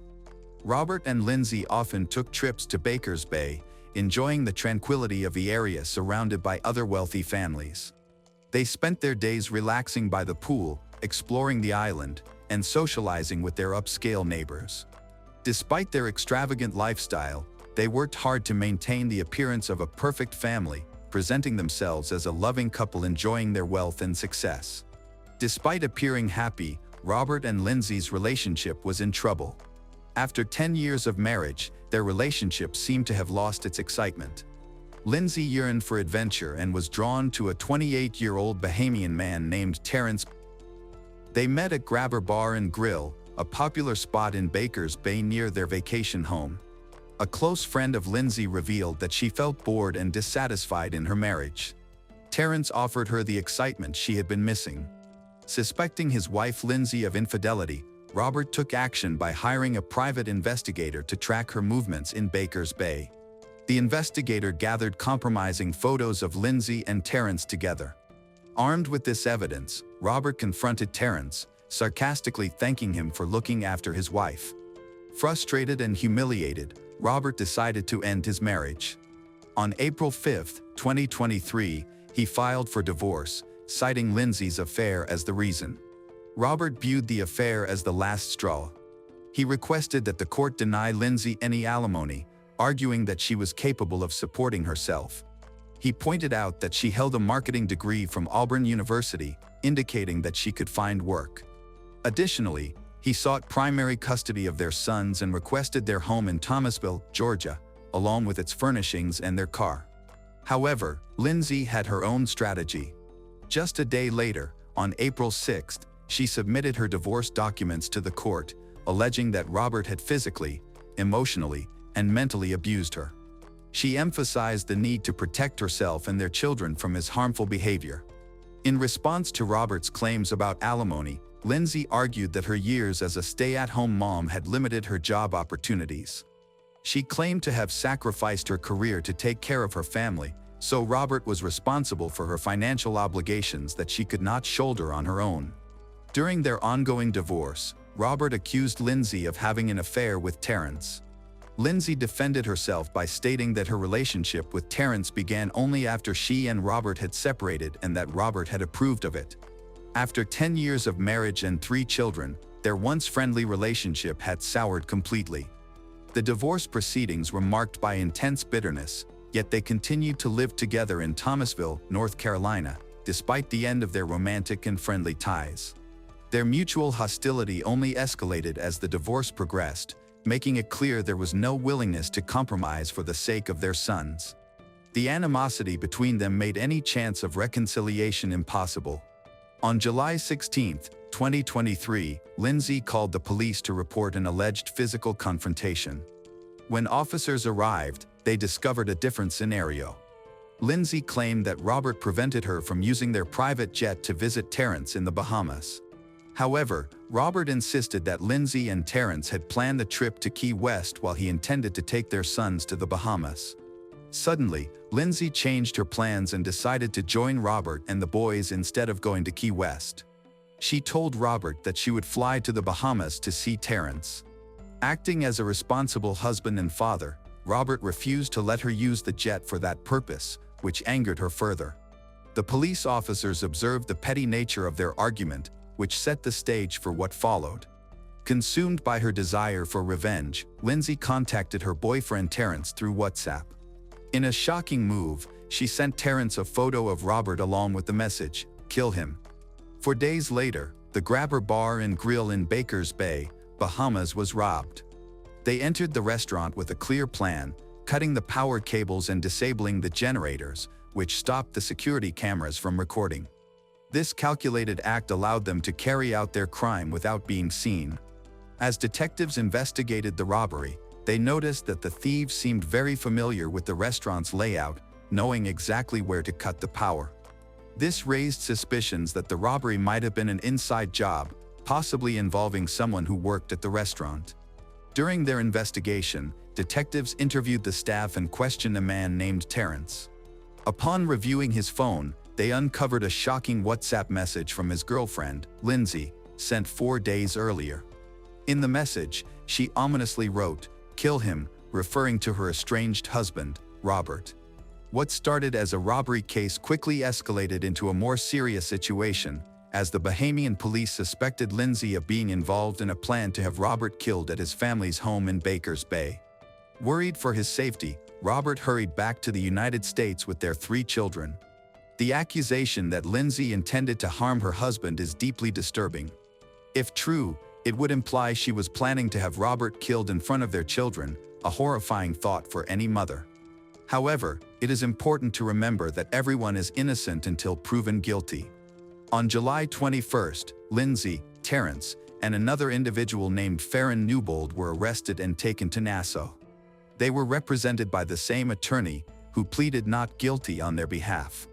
Following the arrests, Lindsay ended up in the notorious Fox Hill prison in Nassau, known for its harsh conditions. This facility houses not only common offenders but also high-security inmates, including serial killers. Over the years, numerous reports have highlighted serious issues within the prison, such as overcrowding, infestations of maggots and rats, bedsores among inmates, and a lack of access to basic outdoor time. The absence of fundamental necessities like toilet paper has further contributed to the inhumane living conditions. Imagine being in Lindsay's position, a woman accustomed to a luxurious lifestyle. As a former beauty pageant contestant, she suddenly found herself in a grim and bleak environment. Having lived in luxury with private jets and multiple homes, the reality of using a bucket instead of a toilet must have been shocking for her. It's hard to know exactly how Lindsay felt about her situation at Fox Hill. Could she maintain her composure and adapt to her new life? Regardless of her privileged background, it's clear that adjusting to such deplorable conditions would be extremely difficult for anyone. On August 9, 2023, Lindsay was released from Fox Hill Prison after paying a $100,000 bail. Her boyfriend Terrence and another accused co-conspirator, Farron, were granted bail as well, which was set at $20,000 each. As part of her release conditions, Lindsay had to wear an ankle monitor, report to local police 3 times a week, and follow a curfew to ensure compliance with court orders. She also had to surrender her passport to the United States Embassy, which limited her travel. Furthermore, Lindsay was ordered to stay in the Bahamas until her next court appearance, scheduled for October 5, 2023. After her release, Lindsay gave an interview to the New York Post. Despite the serious nature of her situation, she mentioned that it had been very challenging for her, saying, "It's been really rough." However, she chose not to provide additional details due to the ongoing legal matters. During the hearing in October, Lindsay's lawyers asked the judge to speed up her case, hoping for a quick resolution. However, the hearing was postponed until December because the prosecution had not finished the voluntary bill of indictment. In December 2023, Lindsay pleaded with the judge to let her return to the United States to spend Christmas with her children in Alabama. Understanding the emotional impact on the family, the judge agreed but imposed strict conditions. Lindsay was required to wear an ankle monitor at all times to ensure compliance with her release terms. Additionally, she was only allowed to leave Alabama for divorce or custody hearings in Georgia. These restrictions were aimed at protecting her estranged husband, Robert, and maintaining the integrity of the legal process. Despite these limitations, the judge did allow Lindsay some freedom. She could stay in the U.S. until her trial in March 2024, which provided her with some relief. In contrast, Robert opposed Lindsay's return to the U.S. He communicated his concerns to the judge, expressing genuine worries for his safety given the serious charges against her, which were understandable. Robert's fears were heightened due to the grave nature of the allegations.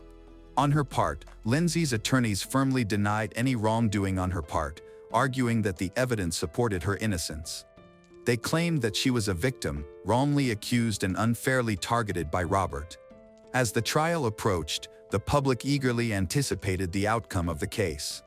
In January 2024, Lindsay accused Robert of preventing her from seeing their 3 sons, which caused outrage among her family and friends. Her attorney stated that she hadn't had contact with her children since she video called them at Christmas. To make matters worse, Lindsay's lawyers alleged that Robert had also cut her off financially, leaving her in a precarious situation with limited access to money. As the trial approached, tensions rose.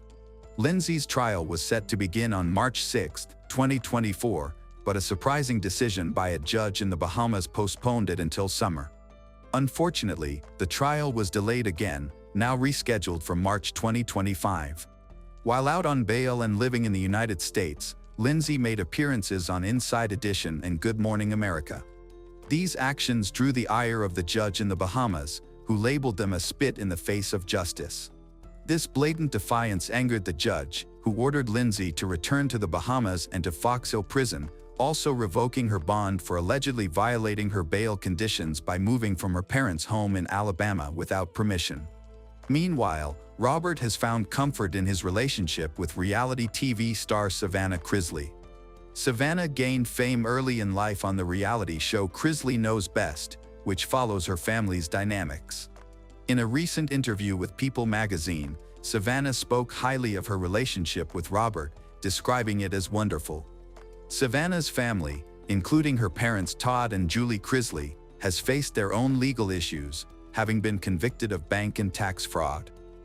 In some countries, strict control is a deeply ingrained part of the culture and customs. This can conflict with the values commonly held in Western societies. Even after moving to a new country, some people find it hard to adjust to greater personal freedoms. Holding too tightly to these traditional beliefs can sometimes lead to serious problems. Aziz Yazdanpanah was born in Iran on May 29, 1955. Even as a young man, he was known for being strict and tough, yet those close to him also saw his softer side. His stern father instilled in him a deep respect for family, a sense of duty, and a strong sense of responsibility, values that Aziz strived to uphold. He was devoted to his family and longed to have one of his own. In his youth in Iran, he met the love of his life, Nasrin Rahmati, who was born on February 4, 1956. After dating for a while, they married,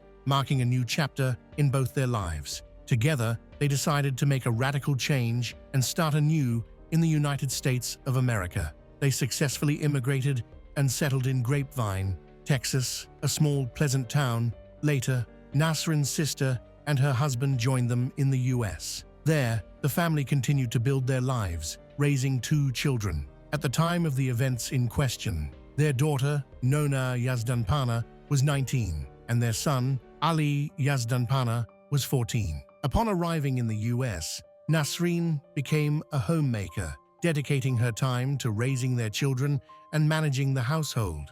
This was the traditional family structure common in Iran. Aziz was the breadwinner, focusing on a career in real estate. Initially, they had enough money, but with the addition of new family members, their circumstances changed, and they had to become more frugal. Although Aziz didn't outwardly appear strict and authoritarian, this became apparent to those who knew them well. This dynamic reflected the cultural influence of their upbringing. To the outside world, they seemed like a typical family pursuing the American dream. However, Nasrin couldn't help but notice the greater freedoms afforded to women in America compared to Iran. She desired more independence, but Aziz staunchly opposed it, clinging to traditional gender roles. Beneath the facade of an ideal family, problems began to mount. Soon, Aziz faced a series of setbacks. They had purchased a large family home, and as the children grew, their expenses increased. Furthermore, Aziz's ambitions exceeded their financial means, and he struggled to achieve the level of income he desired. Nasrin offered support, but Aziz grew increasingly discontented. A significant blow came in 1996 when Aziz was convicted of tax evasion and ordered to pay a $30,000 fine. He was also placed on probation for 3 years, further straining the family's already limited resources and threatening the loss of their home. Nasrin wanted to contribute to managing the budget and suggested solutions, such as downsizing to a more affordable house.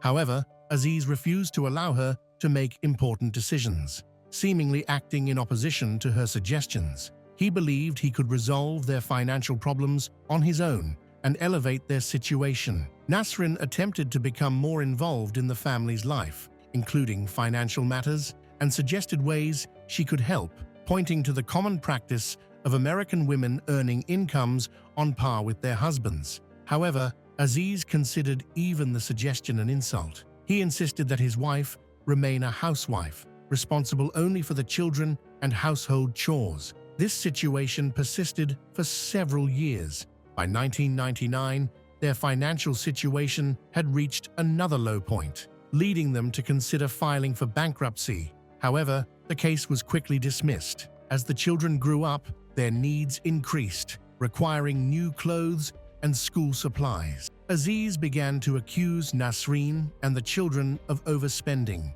Despite their modest lifestyle, his attempts to improve their financial situation continued to fail. The situation worsened in 2007 when Aziz lost his job, depriving the family of their only source of income. Despite everything, Aziz continued to insist that Nasreen not work. However, she could no longer remain idle. She had taken courses and obtained a cosmetology license and wanted to work in a beauty salon, perhaps even starting her own business. This would significantly contribute to the family's budget. Aziz ignored her pleas, clinging to his conservative beliefs. He had never adapted to the American way of life, where women could hold equal positions with men, and refused to consider deviating from his traditional views. Finally, when her husband lost his job and could not find another, Nasreen decided to take matters into her own hands. Disobeying her husband was out of character, but she saw no other way to save her family from financial ruin. She was completely disappointed in him and realized he had no chance of fitting into the American format. Ignoring his prohibitions, Nasreen found a job, managing to work at 2 beauty salons simultaneously. This initially allowed her to somewhat stabilize the situation, but Aziz was going through a terrible emotional period and made rash decisions. He felt he had lost his manhood, not only because he lost his job, but also because he could not support his family. He became jealous of Nasreen's success and, in an attempt to assert his dominance, declared he would refuse to work at all if she continued to work like a man. He repeatedly confessed to family friends that all this had severely damaged his self-esteem. The roles in the family had now completely reversed. Nasreen began working with enthusiasm, hoping her husband's resentment would soon pass and they could build a prosperous future together. But instead of actively seeking income, Aziz ignored the needs of his loved ones. He simply stopped showing any initiative and didn't even look for work. Aziz didn't give up easily, but his pride was deeply wounded by his wife's actions.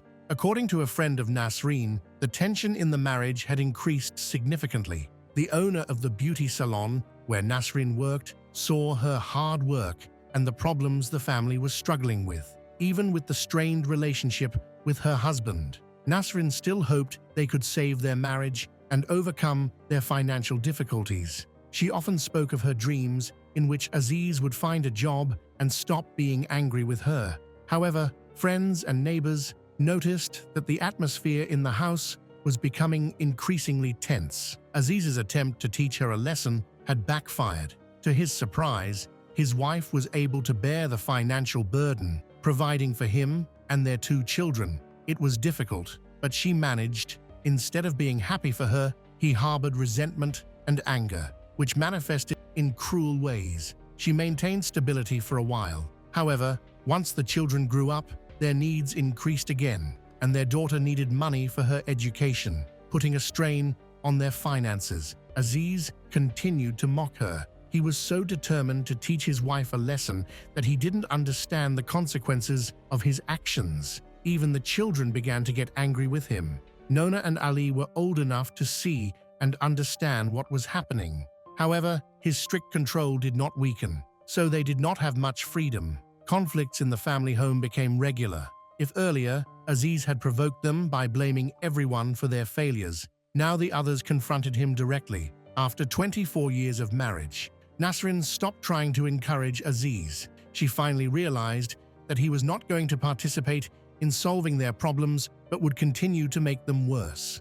By April 2011, Nasreen had decided to separate from Aziz. She and her children left their spacious family home, choosing a more modest living arrangement to avoid complete financial ruin. They moved from a two-story house of 280 square meters to a 3-room apartment, providing minimal amenities for their son and daughter. The priority was not comfort or size, but freedom from her husband, who was a burden, and increased tension within the family. They ended up about 3 kilometers from their old residence. Nasreen took out a mortgage on the apartment and planned to continue paying for it herself. Remarkably, even in this situation, she didn't want to cause a scene and simply moved quietly, without unnecessary conflict. Even the neighbors didn't immediately realize what had happened, as it was all done so calmly. They were more struck by the sudden silence, the absence of arguments in the house.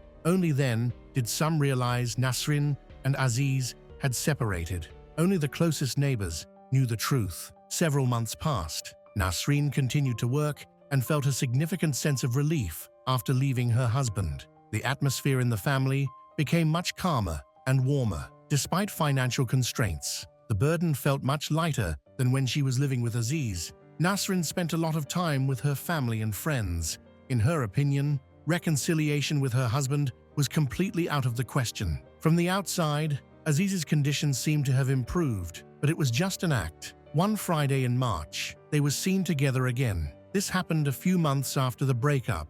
That day, Aziz and Nasrin participated in a joint garage sale, but they didn't seem as friendly and happy as before. Many noticed the tension, but Aziz avoided conflict. He tried to appear to be a good person, even attending his children's sports competition. However, Nasrin understood perfectly well that this was just a facade. She had already filed for divorce and was waiting for it to be finalized.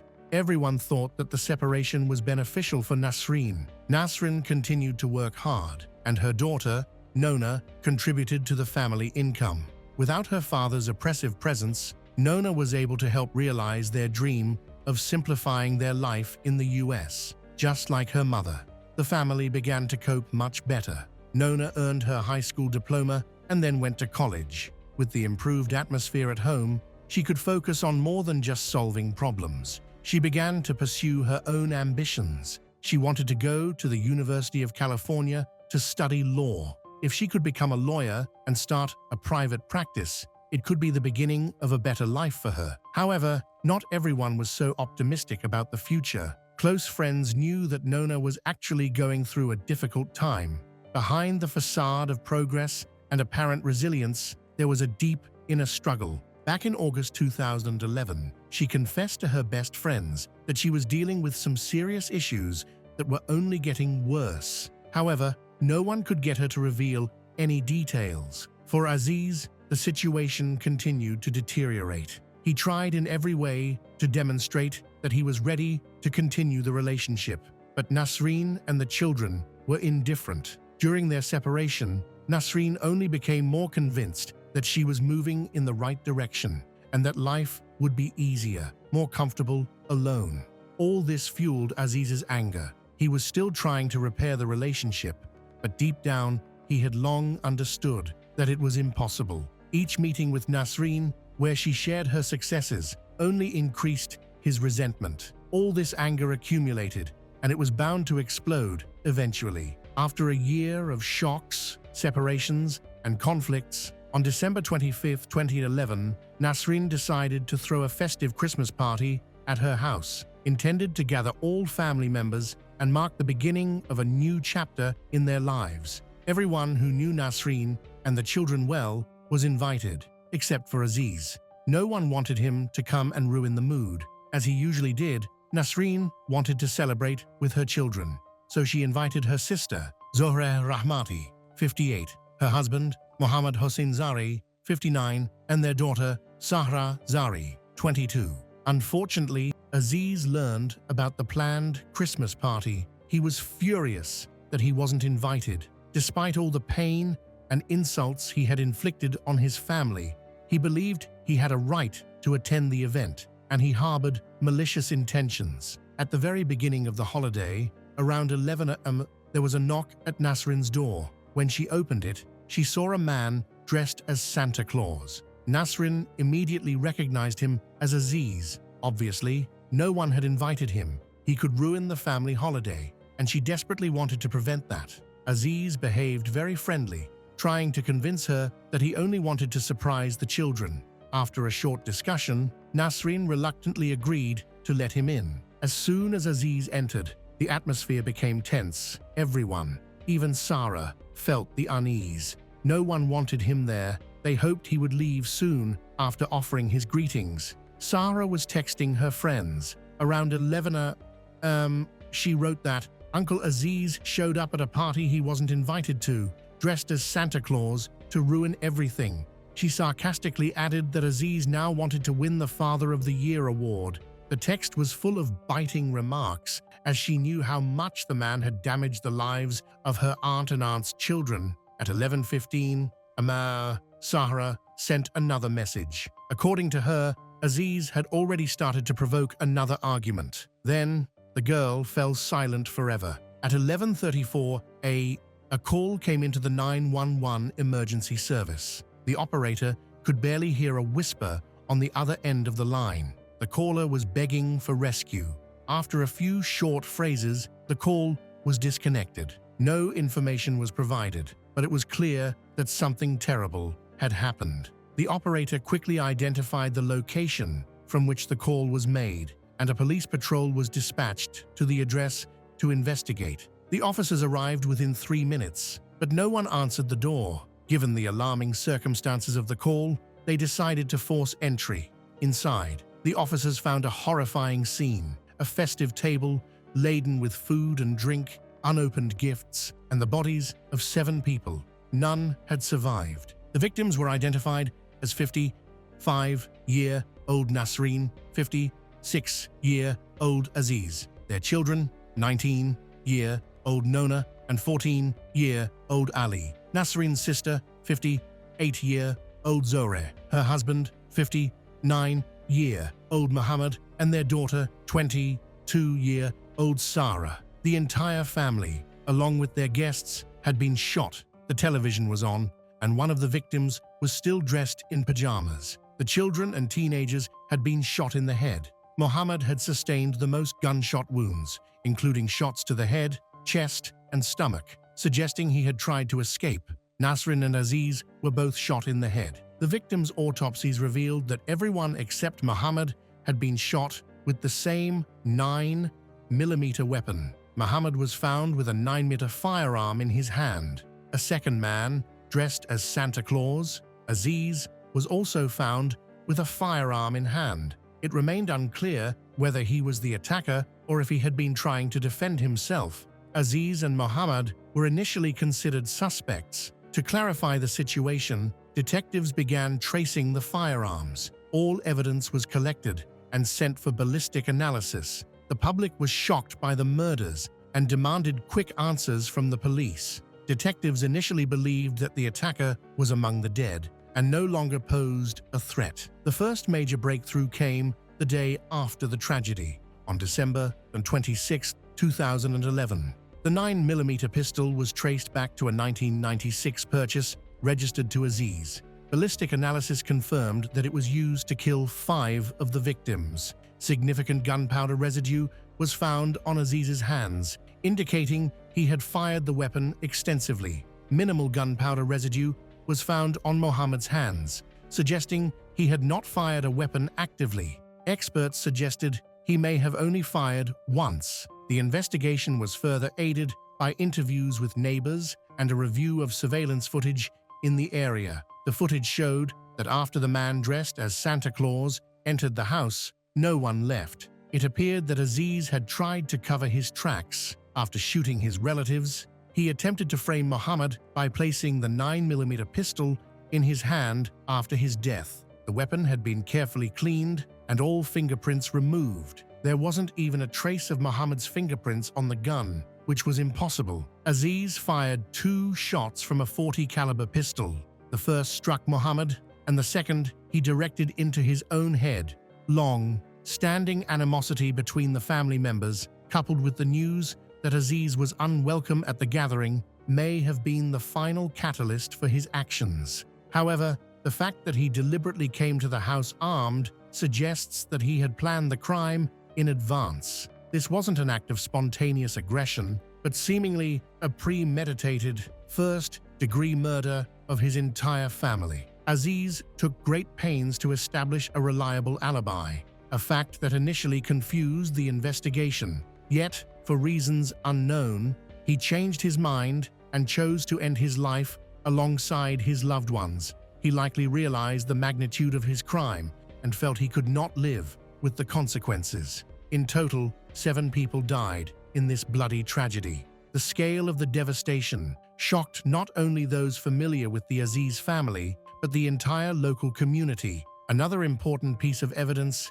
is mobile phone data of Sarah. Detectives became interested in messages she had sent to her friends. Only 20 minutes elapsed between the start of the attack and the deaths of 7 people. The exact trigger that prompted Aziz to commit such violence remained unclear. During the investigation, various theories emerged, ranging from the obvious anger Aziz felt towards his wife and family to his potential mental state. Many experts in the field of psychiatry weighed in on the issue.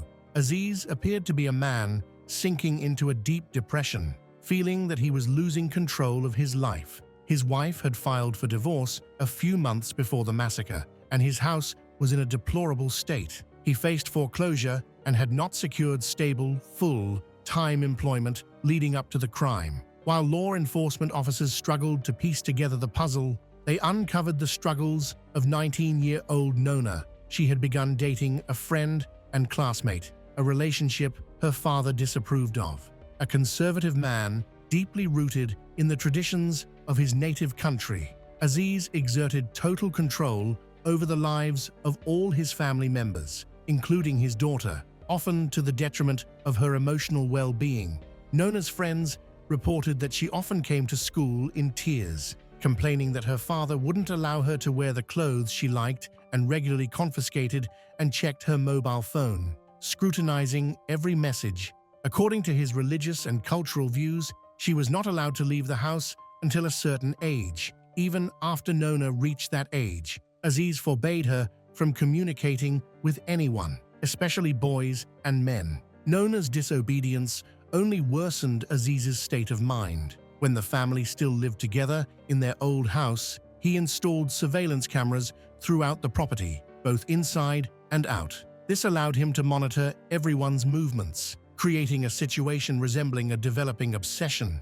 He jealously guarded her, even sealing the window in her room to prevent her from secretly running away to see her girlfriend. Aziz frantically tried to maintain control, a control he had long since lost. When the disobedience reached a breaking point, everyone abandoned him. The head of the broken family simply decided to kill everyone. Further details of Aziz's relationships were revealed. He had been quite close to his brother-in-law, Muhammad. For a long time, the men shared a warm relationship and even went on trips together. On one occasion, they cheated on their wives, renting hotel rooms and spending the night with escorts. After Nasreen filed for divorce, Aziz blamed everyone but himself, unable to accept his own imperfections. The killer became convinced that Muhammad had revealed his infidelity, poisoning Nasreen against him. From that moment on, the relationship between the men deteriorated significantly, and Aziz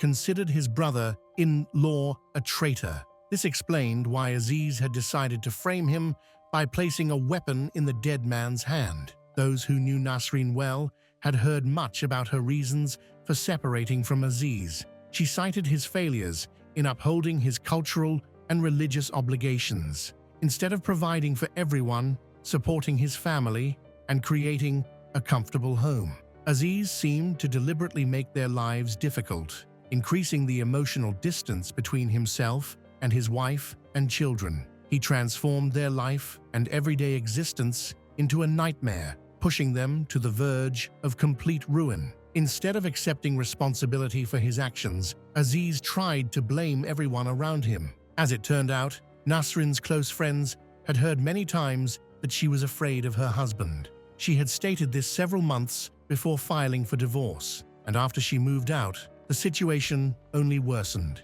She tried to avoid contact with him and did not allow him into the house. She prevented him from communicating with the children. Considering him dangerous, She ignored suggestions to report him to the police, hoping he would calm down on his own and not wanting to cause him further trouble. Neighbors had heard that Aziz had been carrying a gun for a long time. He completely ignored the traditions and laws of the country he had moved to.